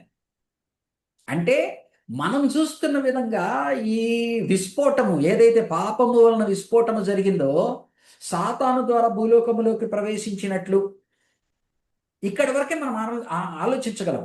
కానీ దీని బ్యాక్గ్రౌండ్ ఇంకా వెనక్కి వెళ్తే మనకన్నా ముందు తిరగబడిన వాడు ఒకడు ఉన్నాడు. ఆ తిరగబడిన వాడు మనల్ని తిరగబడేలా చేశాడు. సో ఈయన ప్రభు రక్తం ద్వారా ఏం కలగజేశాడు? భూలోకంలో సమాధానం ఇవ్వడమే కాదు, ఇది నా అండర్స్టాండింగ్ ఈ వర్సెస్ అన్నట్టు. ఆయన there is something going on in the universe which we don't understand, but is just giving a glimpse that he has provided a reconciliatory platform to reconcile whatever the things in the universe that has been disrupted because of some rebellion, some sin, whatever it is. We can't go into it. ఆయన ఏం చేస్తున్నాడు, ఈ క్రీస్తు రక్తము భూలోకానికి పరిమితమైనది మాత్రమే కాదు, డెఫినెట్గా మానవునికి ప్రాముఖ్యమైనది, సంఘం ఏర్పడడానికి ప్రాముఖ్యమైనది, మంచిదే. కానీ ఇక్కడితో ఆగిపోబాక, ఈయన దేవుడు క్రీస్తు ద్వారా చేయాలనుకున్నది తన హోల్ డైటీ ఫామ్ అంతా ఆయనలో చూపడం మాత్రమే కాకుండా ప్లేరోమా ఆయన హోల్ విశ్వాన్ని రీకన్సైల్ చేస్తాను. అది ఏం జరుగుతూ ఉందో మనకు తెలియదు. ఎఫిషియన్స్లో, కొలోషియన్స్లో ఈ అర్థం వచ్చేటట్టుగా మాట్లాడతాడు. అనగా there is a world which we don't understand, something is happening కదా. మన క్వశ్చన్ వస్తుంది కదా, అంటుంటాం కదా, మరి మానవుడు పాపం చేస్తానన్నప్పుడు ఎందుకు సాతాన్ని ఇక్కడికి పంపించాడు? సాతాను ఎందుకు వచ్చి అవ్వతో మాట్లాడింది సర్పం అంటే ఏం అర్థమవుతోంది మనకు? మానవుడు పుట్టి మానవుడిని తనతో సంబంధ బాంధవ్యాలు పెట్టుకోమన్నప్పుడు మానవుడిని సంబంధ బాంధవ్యాలు పెట్టుకోనికుండా డిస్టర్బ్ చేసేటువంటి ఒక ఎక్స్టర్నల్ ఫోర్స్ వచ్చింది అని చెప్తున్నాడు. ఇంటర్నల్గా నీలో ఉన్నది ఆల్రెడీ ఆ డిసొబీడియన్ what ever it is, external force ఒకటి వచ్చి దాన్ని ఇచ్చేసింది. కాబట్టి ఎక్స్టర్నల్ ఫోర్స్ ఏది అన్నది మనకు బైబిల్ అక్కడక్కడ గ్లిమ్స్ ఇస్తుంది. బ్యాటిల్ ఇన్ ద హెవెన్ అంటది, సాటర్న్ అంటది, వాట్ ఎవర్ ఇట్ ఈస్. ఈ హై క్రిస్టాలజీ ఏంటంటే కొలోషియన్స్లో, ఎఫిషియన్స్లో ఒక గ్లిమ్స్ ఇస్తున్నాడు మనం. ఎట్లయితే మనం ఇది చూసినప్పుడు నా ఆలోచన, ఎప్పుడైతే నేను ఆన్లైన్లో ఆ యూనివర్స్ని చూస్తానో, ఈ గెలాక్సీలని, బ్లాక్ హోల్స్ అని, ఆండ్రోమెడా గెలాక్సీ అని, we become so small and we think that I'm the centre, God is doing something for me. Yes, very good. But who are you? You are a small speck of dust. But something is happening in the universe which you are not able to comprehend. అందుకనే కదా యోగును ఆయన counter చేసేటప్పుడు ఏమంటాడు, యోగు ఎంతసేపటికి తన గురించి తను ఆలోచిస్తూ, ఎవరమైనా మన గురించి మనం ఆలోచిస్తాం, నాకెందుకు ఈ రోగం వచ్చింది, నాకెందుకు ఈ బాధ వచ్చింది, ఈ బాధ తీసే, నో డినైయింగ్ ఇట్. యోగు ఆ రట్లో ఉన్నాడు. He's very much justified to be in that rut. ఎందుకని? నా కాలు నొప్పి నాకు ముఖ్యం, నా కురుపులు నాకు ముఖ్యం, నా బాధ నాకు ముఖ్యం. ఆ రట్లో ఉన్నాడు. దేవుడు ఏం చేస్తున్నాడు? యోగు ముందర కూడా చెప్పాను, నా స్టాక్ ఇది. యోగు మంచిదయా, నువ్వు డొమెస్టికేటెడ్ యానిమల్స్ గురించి చూసావు, బయట అన్డొమెస్టికేటెడ్ యానిమల్స్ ఉన్నాయి, వాటి గురించి నీకేమన్నా తెలుసా? అవి ఎప్పుడు కంటాయో నీకు తెలుసా? అవి ఏం తింటాయో నీకు తెలుసా? దాని సీజన్ ఏంటో నీకు తెలుసా? నెక్స్ట్ ఏమంటాడు, పైనకి చూడు, ఓరియన్, కొన్ని ఆనాడు వాళ్ళకి ఏ పేర్లతో తెలుసో ఆ పేర్లతో చెప్పి, వాటినంతటి గురించి నీకు ఏమన్నా తెలుసా? వాటిని ఎవరు సృష్టించారు? సృష్టించినప్పుడు నువ్వు ఎక్కడున్నావో తెలుసా? నెక్స్ట్, నీకన్నా ముందర ఏ ఏ స్ట్రగుల్ అయితే జరిగినదో ఈవిల్తో, ప్రిమాడియల్ ఫోర్సెస్తో నీకేమన్నా తెలుసా? ఇటువంటివన్నిటికి లాస్ట్ క్వశ్చన్ ఏమడుగుతాడు? థియోడసీ క్వశ్చన్ అడుగుతాడు.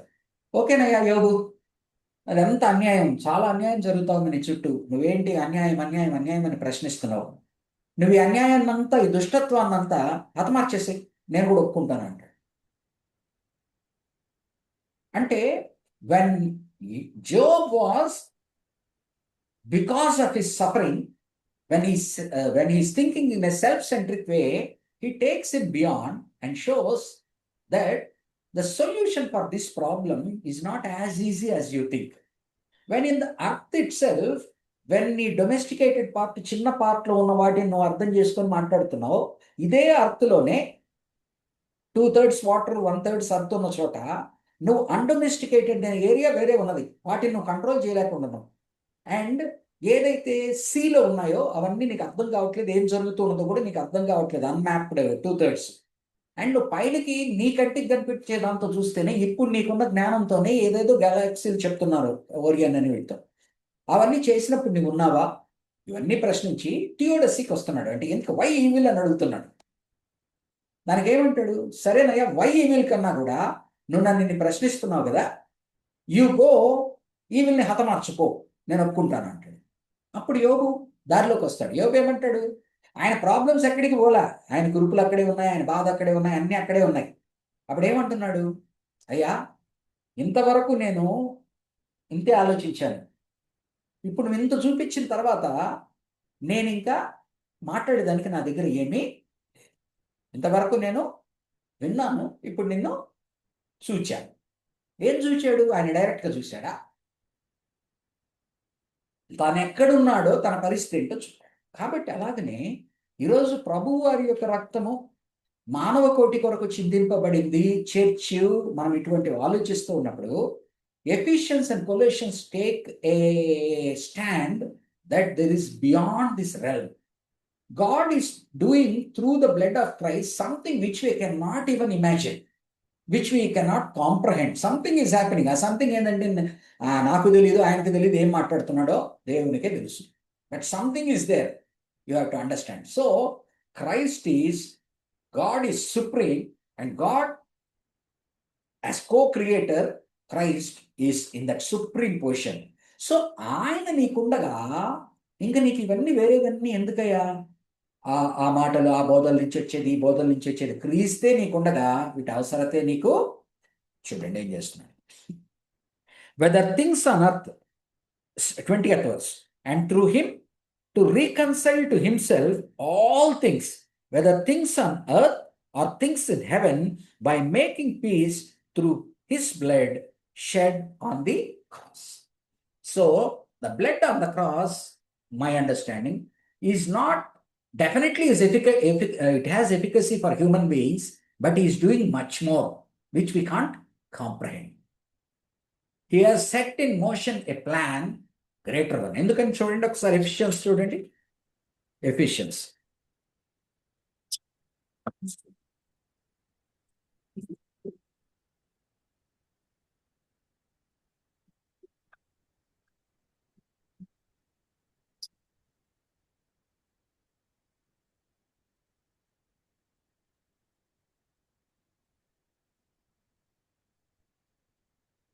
థర్డ్ చాప్టర్ 7th verse నుంచి అవుతుంది. థర్డ్ చాప్టర్ 7th verse నుంచి. Ephesians 3rd chapter. I became a servant of this gospel by the gift of God's grace given me through the working of his power. Although I am less than the least of all God's people, this grace was given me to preach to the Gentiles the unsearchable riches of Christ, and to make plain to everyone the administration of this mystery, which for ages past was kept hidden in God who created all things. His intent was, ఏంటి ఆయన సంకల్పం అంటున్నాడు? His intent was that now through the church the manifold wisdom of God should be made known to the rulers and authorities in the heavenly realms, according to his eternal purpose, which he accomplished in Christ Jesus our Lord. So it is very good for us to think about ourselves that Christ died for our sake, and that we are part of church, and that God has reconciled us. Very good. But ఇంకా beyond వేరే scene ఉంది, beyond వేరే scene ఉంది. దాని glimpses మాత్రం మనకు ఎఫిషియన్స్లో, కొలోషియన్స్లో ఇస్తున్నాడు. దానిలోకి మనం లోతుకు వెళ్ళలేము. లోతుకు వెళితే మనది కూడా యోబు పరిస్థితే. But there is something going on, అంతే. There is something going on. God is giving us hints and glimpses that Christ's blood is not restricted to your salvation. Christ's blood is not restricted to your reconciliation with God, but it has got a bigger purpose, what he is trying to do in the wider panorama, which is incomprehensible to human brain. But let it suffice to understand that there is a greater plan. That when ఇంత greater plan కలిగిన దాన్ని క్రీస్తు చేస్తూ ఉంటే, క్రీస్తు కన్నా మనకి ఇంకెవరు కావాలి? అందుకని ఏమంటున్నాడు? 2:4 చూడండి. కొలోషియన్స్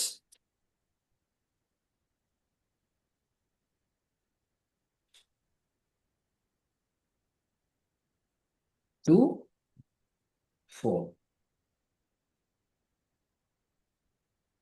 ఒక్క నిమిషం అమ్మా. హలో అమ్మ, ప్రైజ్ ది లార్డ్ అమ్మా. శిరీష చెప్పమ్మా. హలో, చెప్ అమ్మ పల్లవి, ఎగ్జామ్కి వెళ్తున్నావు తల్లి? ఓకే అమ్మా, ప్రేయర్ చేస్తాం. పరిశుద్ధమైన దేవానైనా నీ కృప కలిగిన హస్తాలకు పల్లవిని భద్రపరుచుకుంటూ ఫస్ట్ ఇంటర్ ఎగ్జామ్స్కి నాయన మొట్టమొదటి దినం వెళుతూ ఉండగా బిడ్డకు తోడుగా నువ్వు వెళ్ళి మరి ప్రభు చదివినదంతా గుర్తుకు రాగలిగినట్లుగా మరి ఆ సమయానికనైనా నీ జ్ఞానమును దయచేసి బిడ్డ చక్కగా రాయగలిగినట్లుగా, సంతృప్తికరంగా రాయగలిగినట్లుగా, సంతోషంతోనైనా బయటికి రాగలిగినట్లుగా సహాయాన్ని దయచి మంచి మార్కులతో ఉత్తీర్ణురాలే నెక్స్ట్ క్లాస్కి వెళ్ళగలిగినట్లుగా తన భవిష్యత్తుకునైనా ఇది పునాది వేసేటట్టుగా సహాయం దయచి నీ చేతులకు బిడ్డను సమర్పిస్తూ ఎటువంటి భయము బెరుకు లేకుండా రాయగలిగినట్లుగా నీ యొక్క విశ్వాసమును బిడ్డకు దయచేయి. ఆత్మవిశ్వాసంతో నిండుకొని ఆయన రాయగలిగినట్లుగా నీ కృపను చూపించు. ఎక్కడ కూడా భయపడకుండా, స్తంభించకుండా రాయగలిగినట్లుగా మంచి మార్కులు దయచేయమని, బిడ్డను సంతృప్తి పరచమని యేసు నామమున ఈ ప్రార్థన వేడుకుంటున్నాము తండ్రి. ఆమేన్. ఓకే అమ్మా, God bless you. Okay, all the best.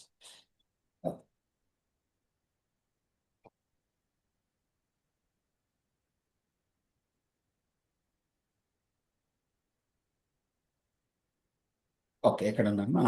Second chapter, 4th verse. 4th verse.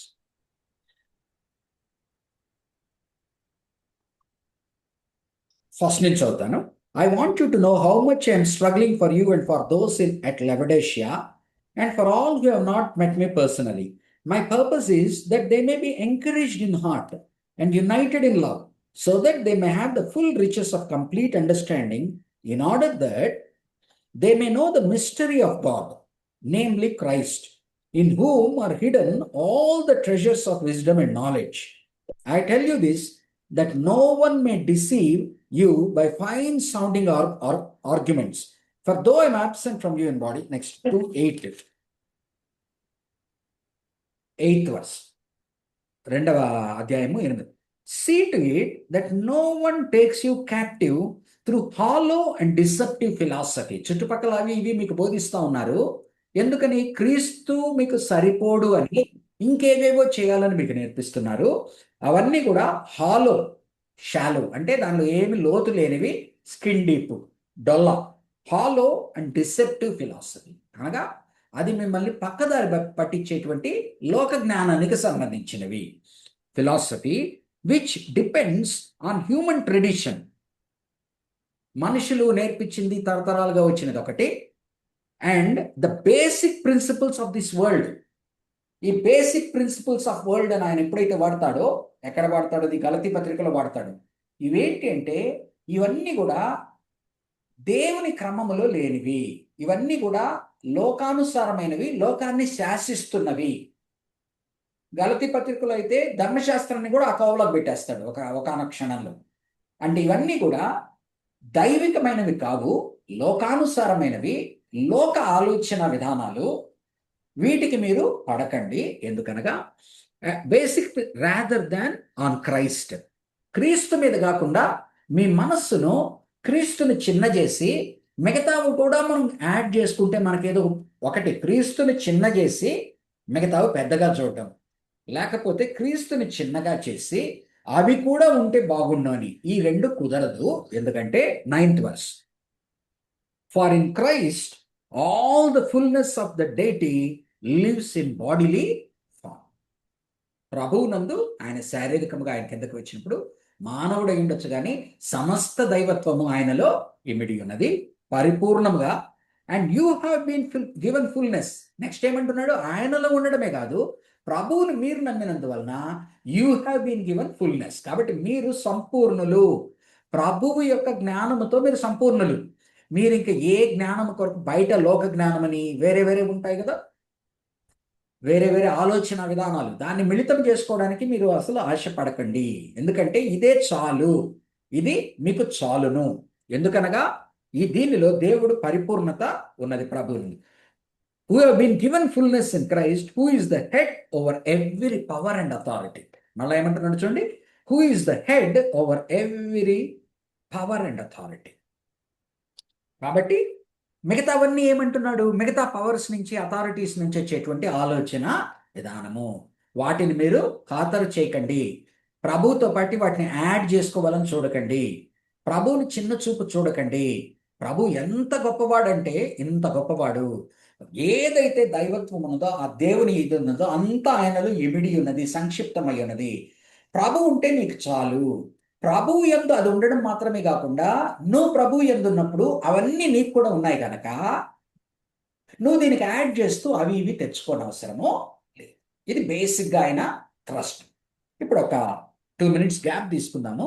ఈ కొలోషియన్ కాంట్రవర్సీలో వన్ సైడ్ కాన్వర్సేషన్లో ఆయన అట్నుంచి ఏం మాట్లాడుతున్నాడో ఒకసారి చూద్దాం, అట్నుంచి ఏం జరుగుతుందో. ఓకే అండి, 2 minutes గ్యాప్ తీసుకుందాం.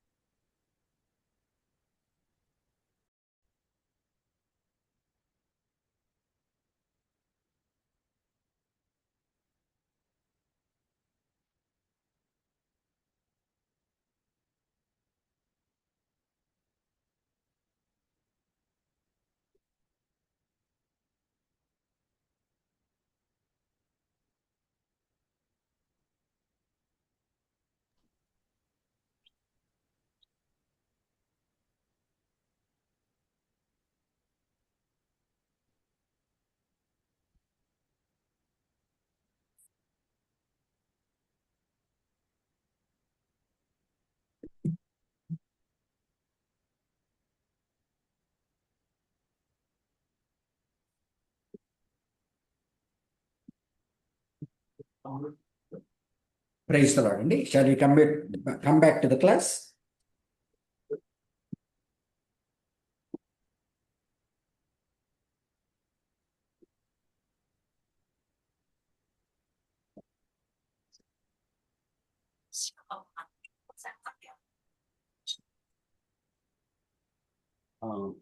దయచేసి క్లాస్లోకి వస్తారా? కొంతమంది ఉన్నవాళ్ళు వీడియోలోకి రండి.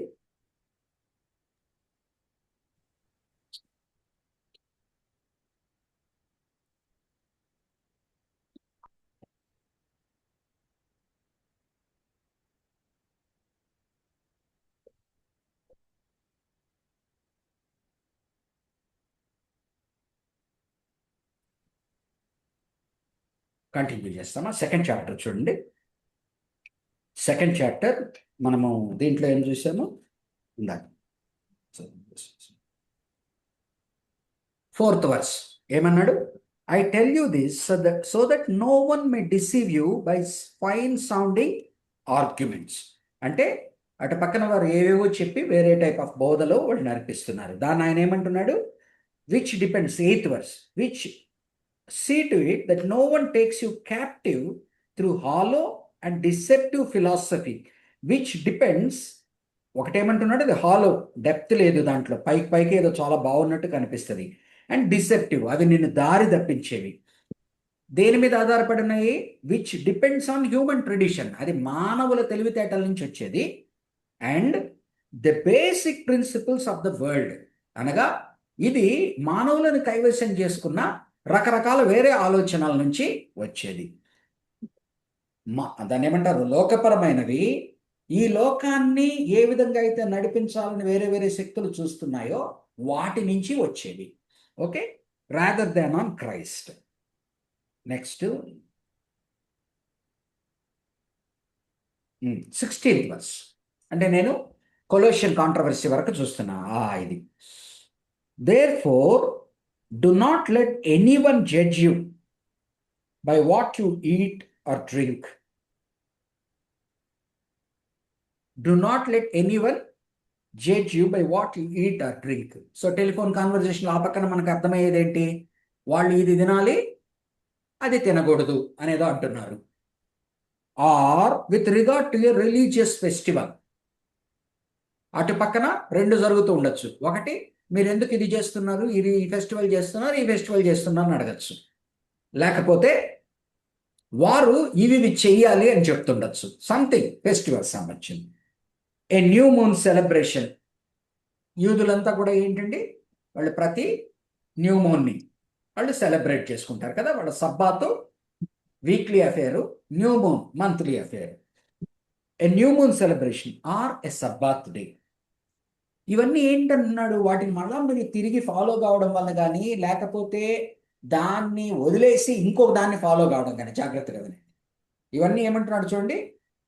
Anyone judge you by what you eat or drink. అంటే యూదుల ఆలోచన విధానం అంతా ఏంటి? ఇది తిను, ఇది తినకూడదు, ఇది తాగు, ఇది తాగకూడదు. నెక్స్ట్ బయట వాళ్ళు కూడా ఏం చెప్తున్నారు? ఇంకొద్దిగా ముందరికి వెళ్దాం. నువ్వు కడుపును కాల్చుకో, నువ్వు శరీరాన్ని నీ ఆధీనంలో పెట్టుకో, తపస్సు చేయి, అంటే శరీర నిగ్రహాన్ని నువ్వు డెవలప్ చేయి. Okay, therefore do not let anyone judge you by what you eat or drink, or with regard to a religious festival,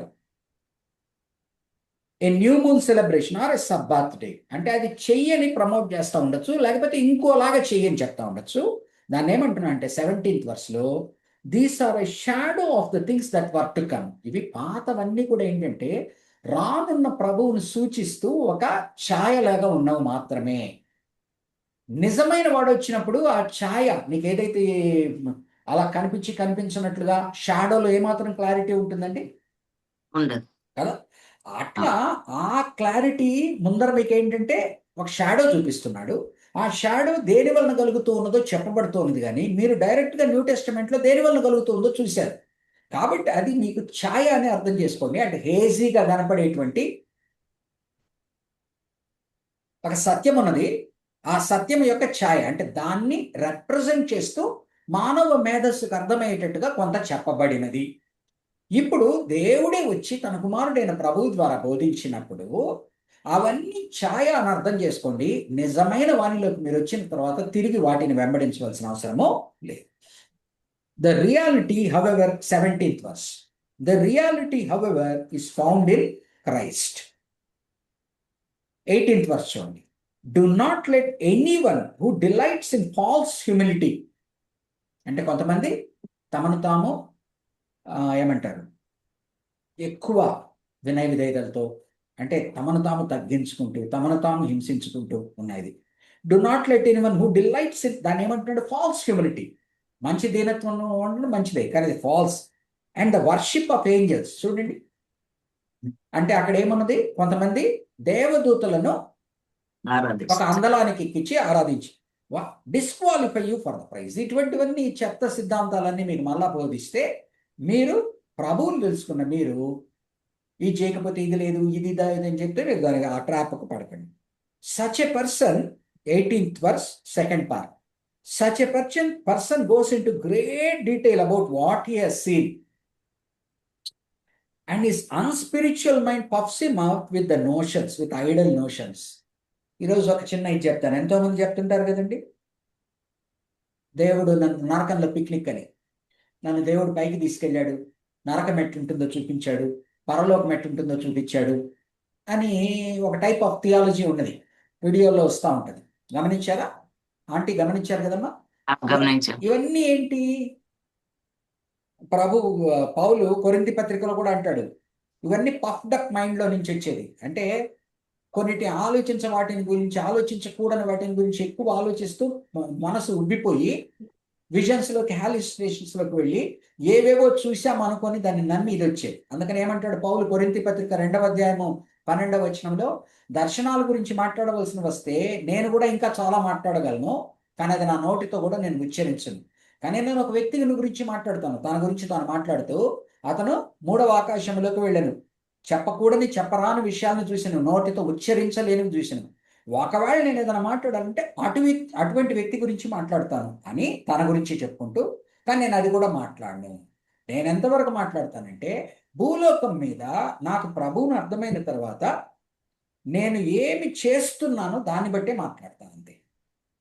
నేను పరలోకంలోకి వెళ్ళి ఏం చూశాను, లేకపోతే దేవుడు నాకు ఏ దర్శనాలు చూపించాడు, మీకన్నా ఎక్కువ నేను చూశాను, కానీ వాటి వలన మాట్లాడినందువలన కన్ఫ్యూజన్ తప్పితే, కాంట్రవర్సీ తప్పితే క్లారిటీ ఉండదు.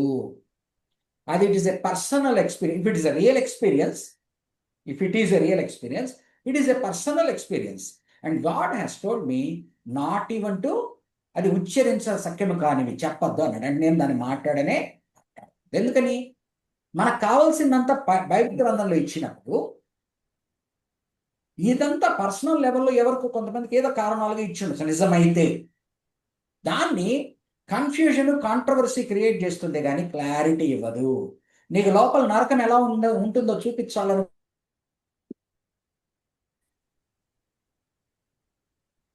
నీకు జస్ట్ ఒక సెంటెన్స్ చాలు, అగ్ని ఆరదు పురుగు చావద్దో చాలు, ఎట్లుంటుందో నరకం. అర్థమైంది కదా? తర్వాత నీకు పరలోకం ఎలా ఉంటుందో ఆయన సన్నిధిలో ఉండడము, ఇంకా నువ్వు ఆలోచించుకోవడానికి అది ఎట్లుంటుందో లోపల చూపించాడు. అంతకు మించి నీకు ఎక్కువ కాదు. ఏదైనా ఉంటే దీంట్లో రాసేవాడు అని ఉద్దేశం అన్నమాట. కాబట్టి చూడండి, such a person 18th verse 2nd part. అమ్మ వీడియోలో ఎవరు లేరు? ఏదన్నా బిజీ పని మీద వెళ్ళిపోయారా, లేకపోతే క్లోజ్ చేశారా లేట్ అయిందని? ఎవరన్నా ఉంటే రాండి. ఇఫ్ ఎనీబడి ఈస్ దేర్, అంటే మీరు వేరే ఆల్రెడీ ఏదైనా పనిలో ఉండి వెళ్ళిపోతే సరే, లేకపోతే కొద్దిగా వీడియోలో ఉంటే ఏంటంటే నాకు కూడా ఒక ఆంటీ నేను మాట్లాడుకుంటున్నట్టుంది అక్కడి నుంచి. కాసేపు ఆనందరావు కల్పించాడు, ఆయనతో మాట్లాడాను. కాసేపు ఝాన్సీ మేరీ గారు కల్పించారు, ఆవిడతో మాట్లాడాను. అలా కాకుండా అందరితో మాట్లాడిన ఫీలింగ్ కూడా నాకు ఇవ్వండి, ఓకే? వీళ్ళు లేకుండా బయటికి వెళ్ళిపోయే పరిస్థితి ఉంటే సరే, I understand, I'm not imposing, but please be in the video, okay? మీకు ముందర కూడా చెప్పాను కదండి, అన్నిట్లో కష్టం ఈ జూమ్ మీటింగ్స్. అందుకే ఇంట్లో చేయను, ఫోన్లో జాన్ కొంచెం గారి దగ్గరికి వచ్చి ఇక్కడే చేస్తాను. ఎందుకంటే నా ఫోన్లో జూమ్ పెట్టుకొని చేయొచ్చు. ఆ ఫోన్లో, ఆ చిన్న ఫోన్లో మళ్ళీ లేకపోతే ఆ ల్యాప్టాప్లో కూర్చొని అంతా ఇక్కడికి వస్తే నేను క్లాస్ తీసుకున్నట్టన్నా ఉంటుంది ఫీలింగ్ నాకు. అందుకని లేదు జాన్, నాకు 5 kilometers పడుతుంది ఇంటి నుంచి, మీ ఇంటికే వచ్చి చేస్తాను అని చెప్పాను. ఎందుకంటే నేను ఇంట్లో ఉంటే నాకు ఒక టీచ్ చేస్తున్న ఫీలింగ్ ఉండదు. మీరు ఎలాగో జూమ్ మీటింగ్ కనుక మీరు రకరకాల దాన్ని ఏమంటారు అటైర్స్లో, రకరకాల పరిస్థితుల్లో మీరు ఉంటారు. నేను అదే పరిస్థితిలో ఉండి దేవుని వాక్యాన్ని అంత ఇది కాదు అని చెప్పి నేను కొద్దిగా డ్రెస్అప్ చేయడం, ఇక్కడికి వేరేగా వచ్చి చేయడానికి చూస్తాను. Please cooperate, okay? 18th verse 2nd part. Such a person goes into great detail about what he has seen, and his unspiritual mind, ఏమంటున్నా అండి, అది unspiritual mind puffs him up with idle notions. ఏవేవో పస్తున్నప్పుడు నీకేమవుతుందండి? ఎక్కువ రోజులు పస్తున్నాం అనుకో, పాపం పేతురుకి ఏం జరిగింది? ఎక్కువ కాలం ఇది చేసినప్పుడు పేతురుకి ఉపవాస ప్రార్థన చేస్తుంటే ఏమొచ్చింది గుర్తు ఆయనకి? భోజనం. ఆయనకి దుప్పటి మీద నుంచి మెను అంతా కనపడింది. ఆయనకి మెను అంతా కనపడింది. నేను దయచేసి ఉపవాస ప్రార్థన తక్కువ చేస్తున్నా. ఎక్కువ ఉపవాసం చేసే కొద్ది ఏమవుద్ది? దేని గురించి అయితే మనం వదలాలనో దాని మీదే ఎక్కువ ఆలోచన. లెంట్ డేస్ వచ్చిన మాట, ఎప్పుడెప్పుడు మూడవుద్దా, ఎప్పుడెప్పుడు మూడవుతుందా కదా? సో ఇదంతా కూడా ఏంటంటే కొంతవరకు ఓకే, మై పర్సనల్ ఇది, but most of the times it gives a different ఇది, okay? What he has seen and his unspirit puffs with idle notions. 19th verse. ఏం జరుగుతోంది? He has lost connection with the head. ఏమైందండి? మానవుడు తలతో connection పోయింది అనుకోండి, వాడిని ఏమంటాడు? పిచ్చోడు అంటారు.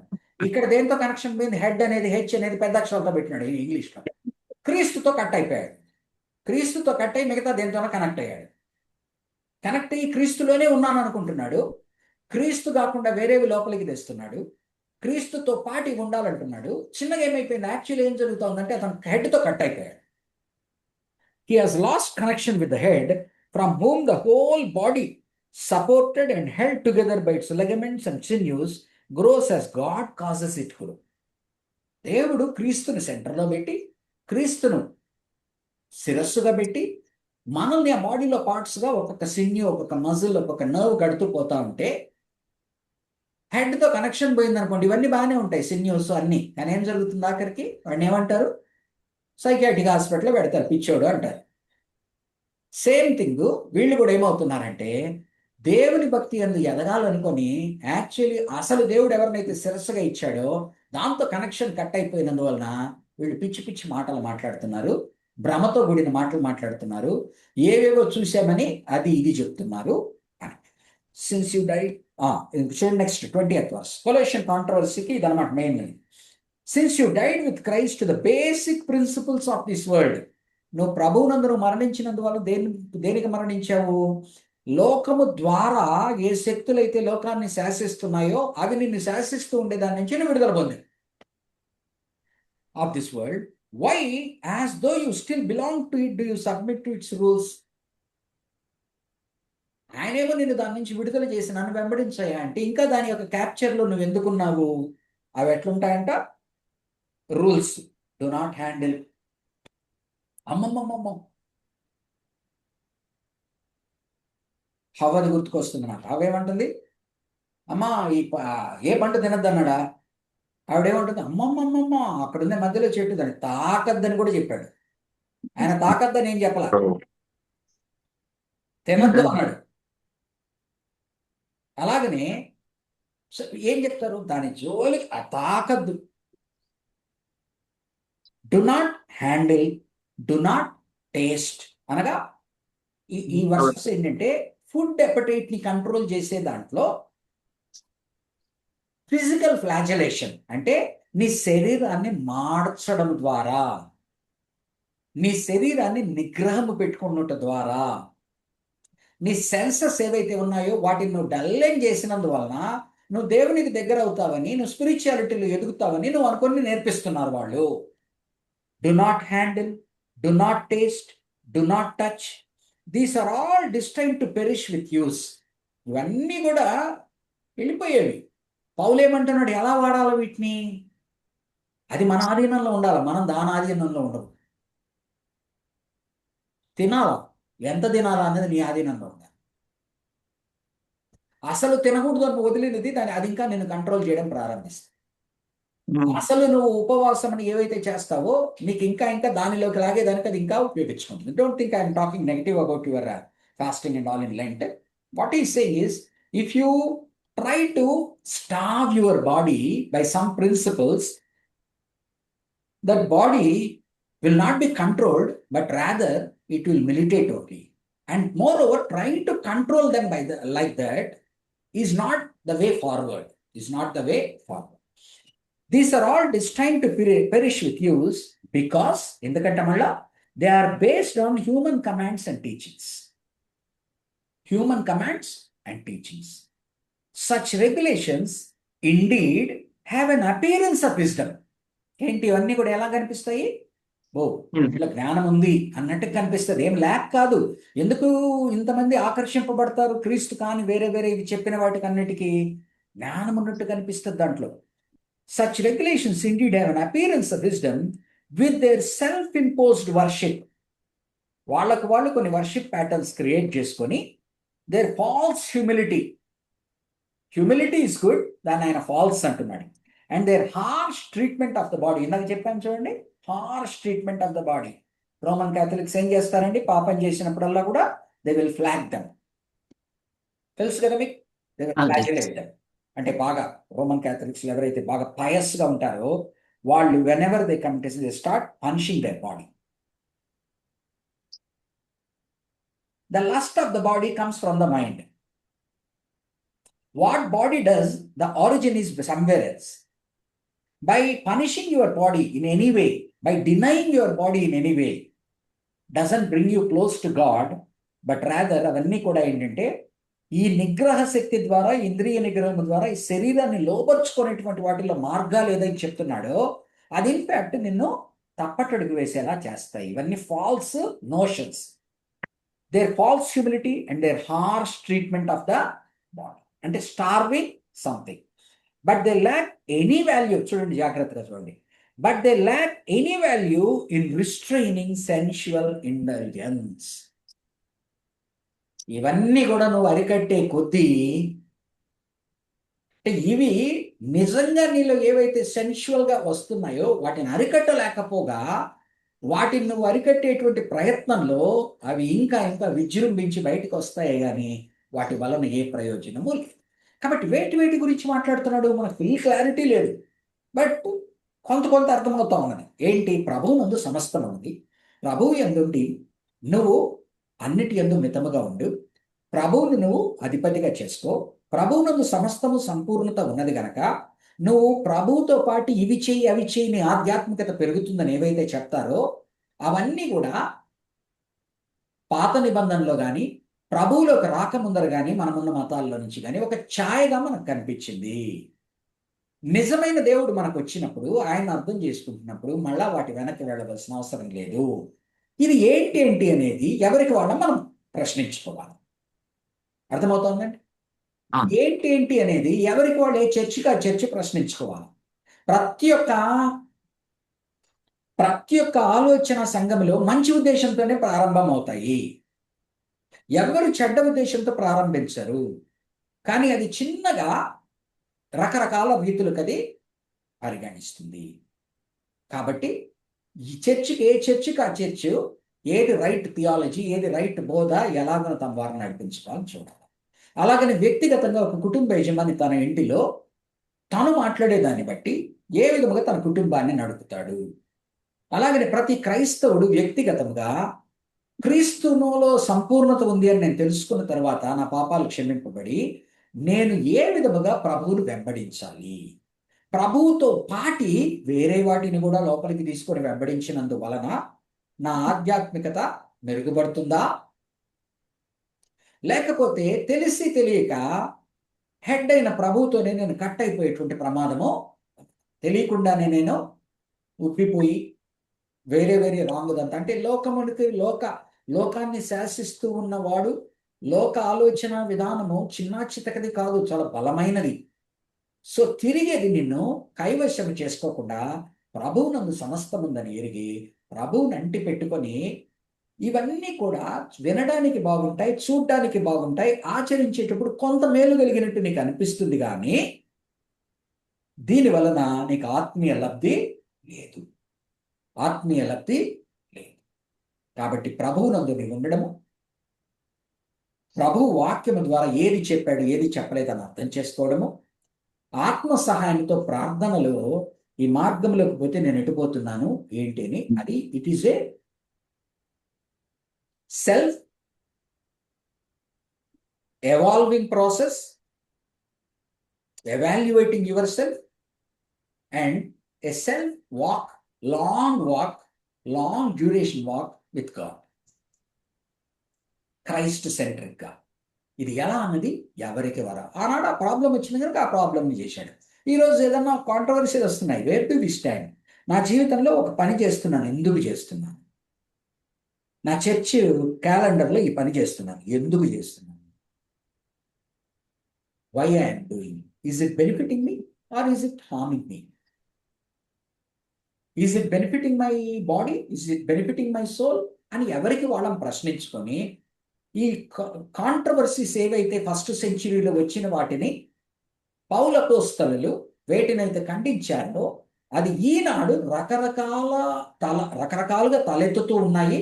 కొత్తవి కూడా లోపలికి వస్తూ ఉన్నప్పుడు నీవు ప్రభువును, దైవత్వము ప్రభువులో సమస్తముందని ప్రభువును కలిగిన నీకు ఇంకా వేటి మీద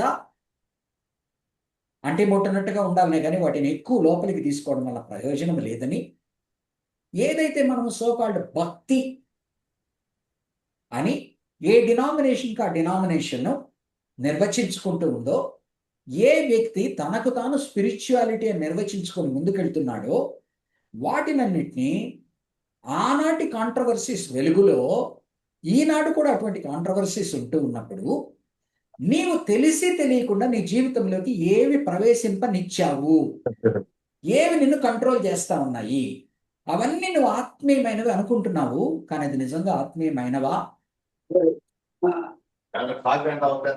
ఆత్మీయ లబ్ధికి తోడ్పడేవా? లేకపోతే నా ముందర వారు చెప్పారు గనక, నా తల్లిదండ్రులు చెప్పారు గనక అది కరెక్ట్ అనుకుంటున్నావా? నీకు నీవు ఆత్మ కలిగిన క్రైస్తవునిగా వాక్యానుసారముగా సూక్ష్మముగా పరీక్షిస్తూ ప్రశ్నిస్తూ నిన్ను నువ్వు సరి అయిన మార్గంలో అని సంఘాలతోనూ వ్యక్తులతోనూ కొలోషియన్ సంఘంతో మాట్లాడినప్పుడు ఈనాడు మన సంఘంతోనూ మాట్లాడుతున్నాడు. ఆ సంఘంలో భాగమైన నీతో నాతో నేనెక్కడున్నాను, ఏ టైప్ ఆఫ్ హెరిటికల్ దీనికి వెళ్తున్నాను, ఏ టైప్ ఆఫ్ మిశ్రితమైనది అంటే క్రైస్ట్ ప్లస్ ఏం చేస్తున్నాను, ఇవి ఎవరికి వాళ్ళని ప్రశ్నించుకోవాలి. ఏ డినామినేషన్ ఆ డినామినేషన్ ప్రశ్నించుకోవాలా, ఏ కాపరికి ఆ కాపరి ప్రశ్నించుకోవాలా, ఏ పెద్దలకు ఆ పెద్దలు ప్రశ్నించుకోవాలా, ఏ విశ్వాసికి ఆ విశ్వాసి ప్రశ్నించుకోవాలా, ఏ కుటుంబ యజమాని తన కుటుంబాన్ని ఏ విధంగా నడుపుతున్నాడో తాను ప్రశ్నించుకోవాలి. కానీ ఇవన్నీ ఒకనాడు జరిగినాయి, ఈనాడు కూడా రకరకాలుగా జరుగుతున్నాయి. అవి తెలియకుండా చిన్నగా మన వాటిల్లోకి దూరి ఉన్నాయి. వాటిని మనం మన వ్యక్తిగత జీవితంలో పట్టాలా, సంఘ జీవితంలో గుర్తుపట్టాలా, నీ వ్యక్తిగత విశ్వాసాన్ని కాపాడుకోవాలా, నీకు ఎంతవరకు అయితే ఇన్ఫ్లుయెన్స్ ఉన్నదో ఆ సంఘ వాటిలోకి ప్రవేశించిన దాన్ని ఎలాగని అరికట్టాలనో నీవు ప్రయత్నించాలా, సరి అయిన మార్గంలో అని చెప్తున్నాడు. ఓకేనండి. మిగతా థర్డ్ చాప్టర్ ఫోర్త్ చాప్టర్ ఇవంతా కూడా దాన్ని ఏమంటారు, how to live about in Christ. Okay అండి, నేను I will just see the text. ఏదైనా నేను యాడ్ చేయవలసింది ఉంటే యాడ్ చేస్తాను. 10 minutes టైం ఇవ్వండి, 9 వరకు. ఆ కొలోషియన్స్ మీకు పెట్టాను, ఒకసారి చూడండి. Priority of Christ to be floating very good purpose strengthening salvation prayer the please one and also 15 to 20. Firstborn of all creation, the creator of all things, having preeminence, the sustainer of all things, head of the church, firstborn from the dead, the one in whom all the fullness of God, to reconcile all things with the blood of his cross, reconciler of individual believers through his bodily death, okay, over and in the church. With respect to the church, the preeminence of Christ is seen that he is the head of the church, content of the mystery which is the church, Christ, and the ministry of the church is to proclaim Christ, prepare saints for maturity in Christ through admonishing and teaching, perform the ministry in the power of Christ, over philosophy and false teaching. నేను చదువుకుంటూ వెళ్తున్నానండి. Are you able to catch? Just low టోన్లో అంటే ఏదైనా చెప్పండి ఉంటే deal చేస్తాను. Paul began his refutation of false teaching by reminding believers that in Christ are all the treasures of wisdom and knowledge, so they do not have to look elsewhere for truth. This very fact should encourage them and keep them from being deceived by fine sounding arguments. One aspect of false teaching at Colossae was an early form of Gnosticism, which exalted knowledge and taught that one could be saved by enlightenment through knowledge. Paul's advice with respect to the philosophies: continue to live by faith in Christ, remain rooted and built up in him, avoid being taken captive through hollow and deceptive philosophy, understand that such philosophy is not based on Christ but on human tradition, the basic principles, ways of the world. Since all the fullness of deity dwells in Christ's bodily form, believers have that same fullness and need not look to human philosophy. Religious legalism, 11th to 2nd chapter, 11 to 17. That మనం చూస్తుంది. Religious legalism was another problem at Colossae. So problems ఏమేమి identify చేస్తున్నా అంటే over philosophy and false teaching.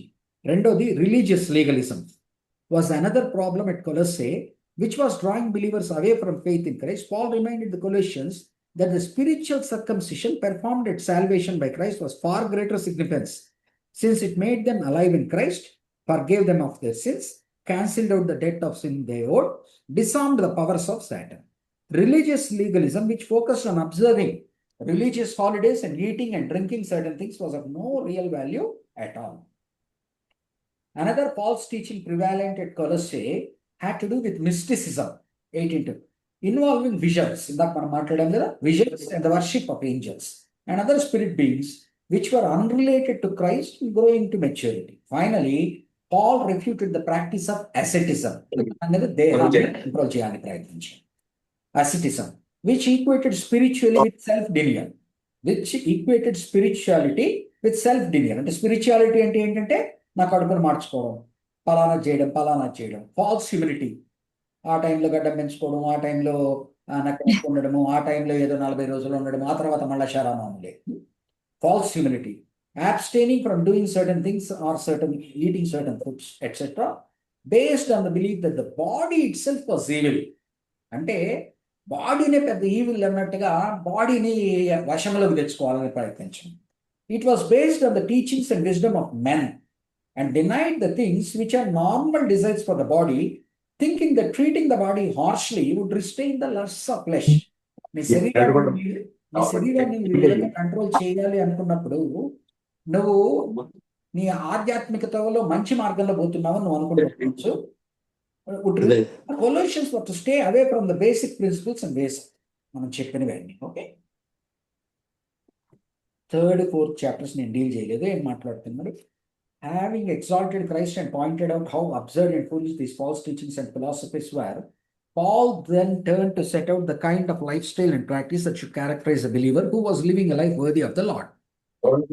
Paul dealt here with applying Christianity in a number of very practical ways. ఏంటి? Putting off the old nature, పాతదాన్ని పక్కన పెట్టి putting on the new nature, 3:10 to 14. 3:15 to 17, living in godliness. 3:18 to 21, obeying Christ in the home. అయ్యా ఆనందరాజు గారు మీది mute పెట్టరా, మీది mic ఉన్నది, మీరు మ్యూట్లోకి రండి సార్, మీది మాటలు వినబడుతుంది. సో 3rd చాప్టర్లో ఆయన దేవుని ప్రభు యందు నువ్వు ఎలా నివసించాలంటున్నా అంటే 5 to 9 verses putting off the old nature. 3rd chapter putting off the old nature. 10 to 14 putting on the new nature, పాత తీసి కొత్తది క్రీస్తుని ధరించు. 15 to 17 లివింగ్ ఇన్ గాడ్లీనెస్. ఇదంతా కూడా మీకు నేను ఇచ్చిన చార్ట్లో ఉంటాయి. Obeying Christ in the home, ఎలాగున్న నీవు హస్బెండ్స్ వైఫ్స్ ఉండాలా, నీ సేవకులతో ఎలా, నీ యొక్క దాన్ని ఏమంటారు ఇంట్లో పనిచేసే వారితో ఎలా ఉండాలా, నీ కుమారులతో కుమార్తెలతో ఎలా ఉండాలా, సమాజంలో సంఘముగా నువ్వు ఏ విధంగా ఉండాలా, అట్ వర్క్ బయట. 3:22 to 4:1, 3:18 to 21 వచ్చి obeying Christ in the home, house స్టాఫెల్, home affairs. At work 3:22 to 4:1 బయట వారితో నువ్వు ఏ విధముగా వర్క్లో ఉండాలా. ఇన్ ద వరల్డ్ 4:2 to 6 ప్రపంచంలో, అదే నీ చుట్టుపక్కల ఉన్న సమాజంలో నువ్వు ఏ విధముగా ఉండాలా. Chapter 4, 7 to 18 closing. Theme and purpose. Based on the preeminence and priority of Christ Jesus Christ, Paul wrote in Colossians that believers should reject philosophy and false teaching and put into practice daily living that is worthy of the Lord. అదేనండి మీకు ఆ చార్ట్లో ఉన్నదే 3rd, 4th chapters. బేసిక్గా నేను దేని మీద concentrate చేశానంటే అకేషన్ ఆఫ్ ద ఎపిసల్. ఎందుకు రాశాడు ఈ epistle? Because there is a controversy. What is that? There is a problem. What is the problem? Colossian controversy, Colossian heresy. ఆ హెరెసీ ఏంటి అనేది చూసాం. ఎందుకంటే ఇది న్యూ టెస్టిమెంట్ సర్వే కనుక మనం చూసాము. 3rd, 4th చాప్టర్స్ అంతా కూడా ప్రాక్టికల్ అప్లికేషన్ ఆ చార్ట్లో ఉన్నది, మీరు చదువుకోండి. ఓకే, నేను మోస్ట్లీ ఏం చేస్తున్నానంటేనండి, ఒక సర్వే అయినప్పటికీ ఏదైతే ప్రామినెంట్ థియలాజికల్ కాన్సెప్ట్స్ ఉన్నాయో నేర్చుకోవాలన్న ఆ బుక్లో వాటిని నేను ఇచ్చేస్తున్నాను. అంటే యూజువల్గా సర్వే ఎట్లుంటుందంటేనండి లోతుకు పోదు. అది న్యూ టెస్టిమెంట్, ఓల్డ్ టెస్టిమెంట్ థియాలజీలో డీల్ చేయవలసింది. కానీ నేనేం చేస్తున్నానంటే సర్వేలో మీకు అవుట్లైన్ మీకు ఇచ్చేసి దాంట్లోనే మీరు చూసుకోవచ్చు. అండ్ నేను ఏదైతే ఫ్లాష్ పాయింట్స్ ఉన్నాయో, ప్రామినెంట్ పాయింట్స్ ఉన్నాయో, దేని కొరకైతే రాస్తున్నాడో, మీటప్ ఇదేది ఉన్నదో దాన్ని కొద్దిగా విడమర్చి చెప్పడానికి నేను ప్రయత్నిస్తున్నాను. మీకు next OT theology, anti theology చెప్పినప్పుడు వాళ్ళు థీమాటిక్గా దాన్ని ఏం చేస్తారో వాళ్ళు చూస్తారు. బట్ ఐఎమ్ ట్రయింగ్, వాళ్ళు చేసే దానికి నేను బ్రిడ్జ్, బోత్ సర్వేతో పాటు ఒక బ్రిడ్జ్ చేస్తున్నాను. ఏదైతే మెయిన్ అంటే నేను పాస్టోరల్గా ఆలోచిస్తూ how to understand this episode and how to apply to our cells అనేది ప్రామినెన్స్ ప్రతి దాంట్లో నేను ట్రై చేస్తా ఉన్నాను. Okay, so this is it అండి. ఏదైనా డౌట్స్ ఉంటే I will open the floor for you. Another 5 minutes to 7 minutes we can spend if you want. Okay, the floor is open for you అండి. Any doubts you have, please ask. Sir, Yeah. మనం discuss చేసిన points లో first ని creation, creator అనే points లో he was, ఆయన సృష్టింపబడకుండా జన్మించిన వాడు బిఫోర్ క్రియేషన్, ఆది సంభూతుడు. Before creation he was born from the God the father.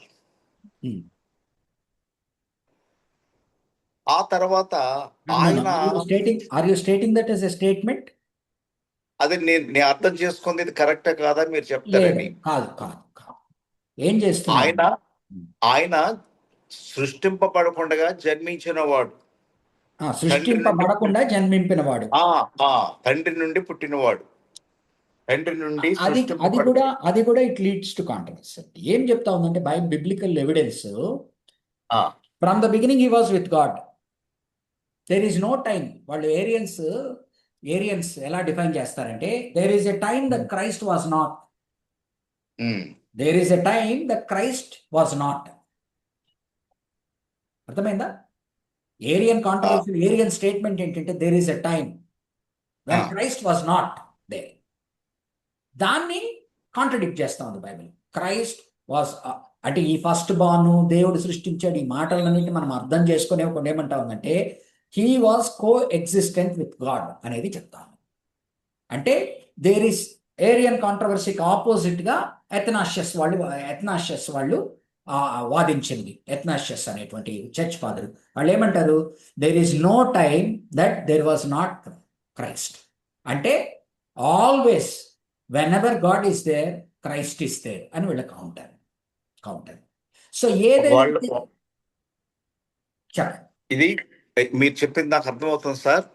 ఇంకొక మాట ఏంటంటే తండ్రి, కుమారుడు, పరిశుద్ధాత్ముడు అనేటువంటి త్రిత్వమైనటువంటి దేవుడు తండ్రి నుండి జన్మించిన వాడు, తండ్రి యొక్క కుమారుని యొక్క ఆత్మ పరిశుద్ధాత్ముడు అనేటువంటి ఈ యొక్క ట్రినిటీ సిద్ధాంతాన్ని ఇంచుమించు అందరూ నమ్ముతున్నారు.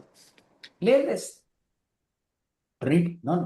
తండ్రి నుంచి కుమారుడు పుట్టాడు, పరిశుద్ధాత్మ ద్వారా పుట్టాడు అనగానే మీరు మళ్ళా దాన్ని ఏం చేస్తున్నారంటే, అదే ట్రినిటీని అర్థం చేసుకోవడం మనం కష్టం, డిఫైన్ చేయడం, words లో పెట్టడం కష్టం.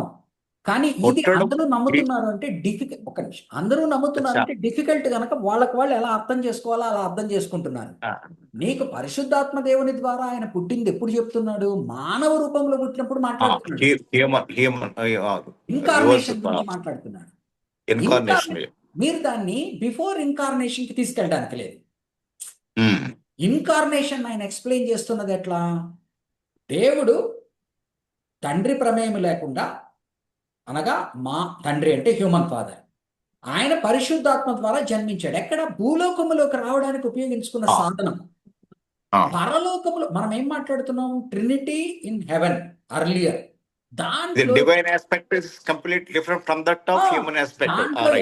దాంట్లో ఎక్కడ కూడా ముగ్గురిని వేరే వేరేగానే మాట్లాడుతుంటాడు. ముగ్గురు ఎగ్జిస్టెంట్ అన్నట్టు, కో ఎగ్జిస్టెంట్. మనం ఎప్పుడు కుమారుడు అనంగానే భూమి మీద అని మనం సెట్ అంటే ఆయన సన్ అనే వర్డ్ మనకు అర్థం కావడానికి చెప్తున్నాడు అంతే. సన్ అనే వర్డ్ మనకు అర్థం కావడానికి. తండ్రి ఎలాంటి వాడో, తండ్రిని చూడలేము కనుక కుమారుడిని చూస్తే తండ్రిని చూసినట్టే. సో మానవుని మేధస్సుకు కంటికి తండ్రిని చూసేటువంటి ఇది లేదు కనుక nobody has ever seen John 1:18 1:14 nobody has ever seen God. That's why ఆయన say.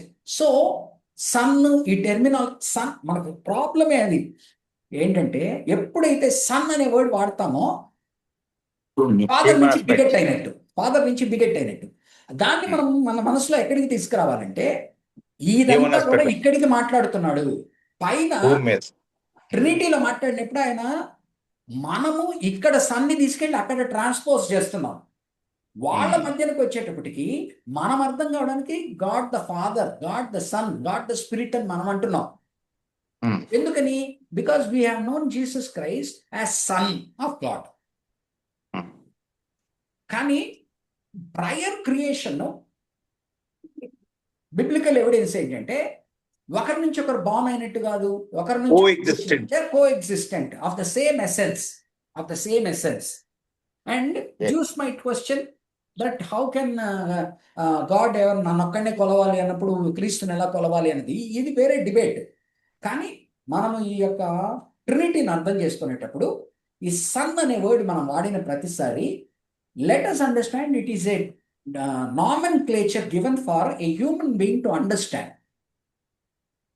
ఈ సన్ అనే దాన్ని మనము ప్రీ ఇన్కార్నేషన్ దాంట్లో మనకు సన్ గా తెలుసు కనుక ఆయనకు ఒక పేరు ఇస్తాం, సన్ జీసస్ క్రైస్ట్ అని. కానీ ఆయన ఎవరు?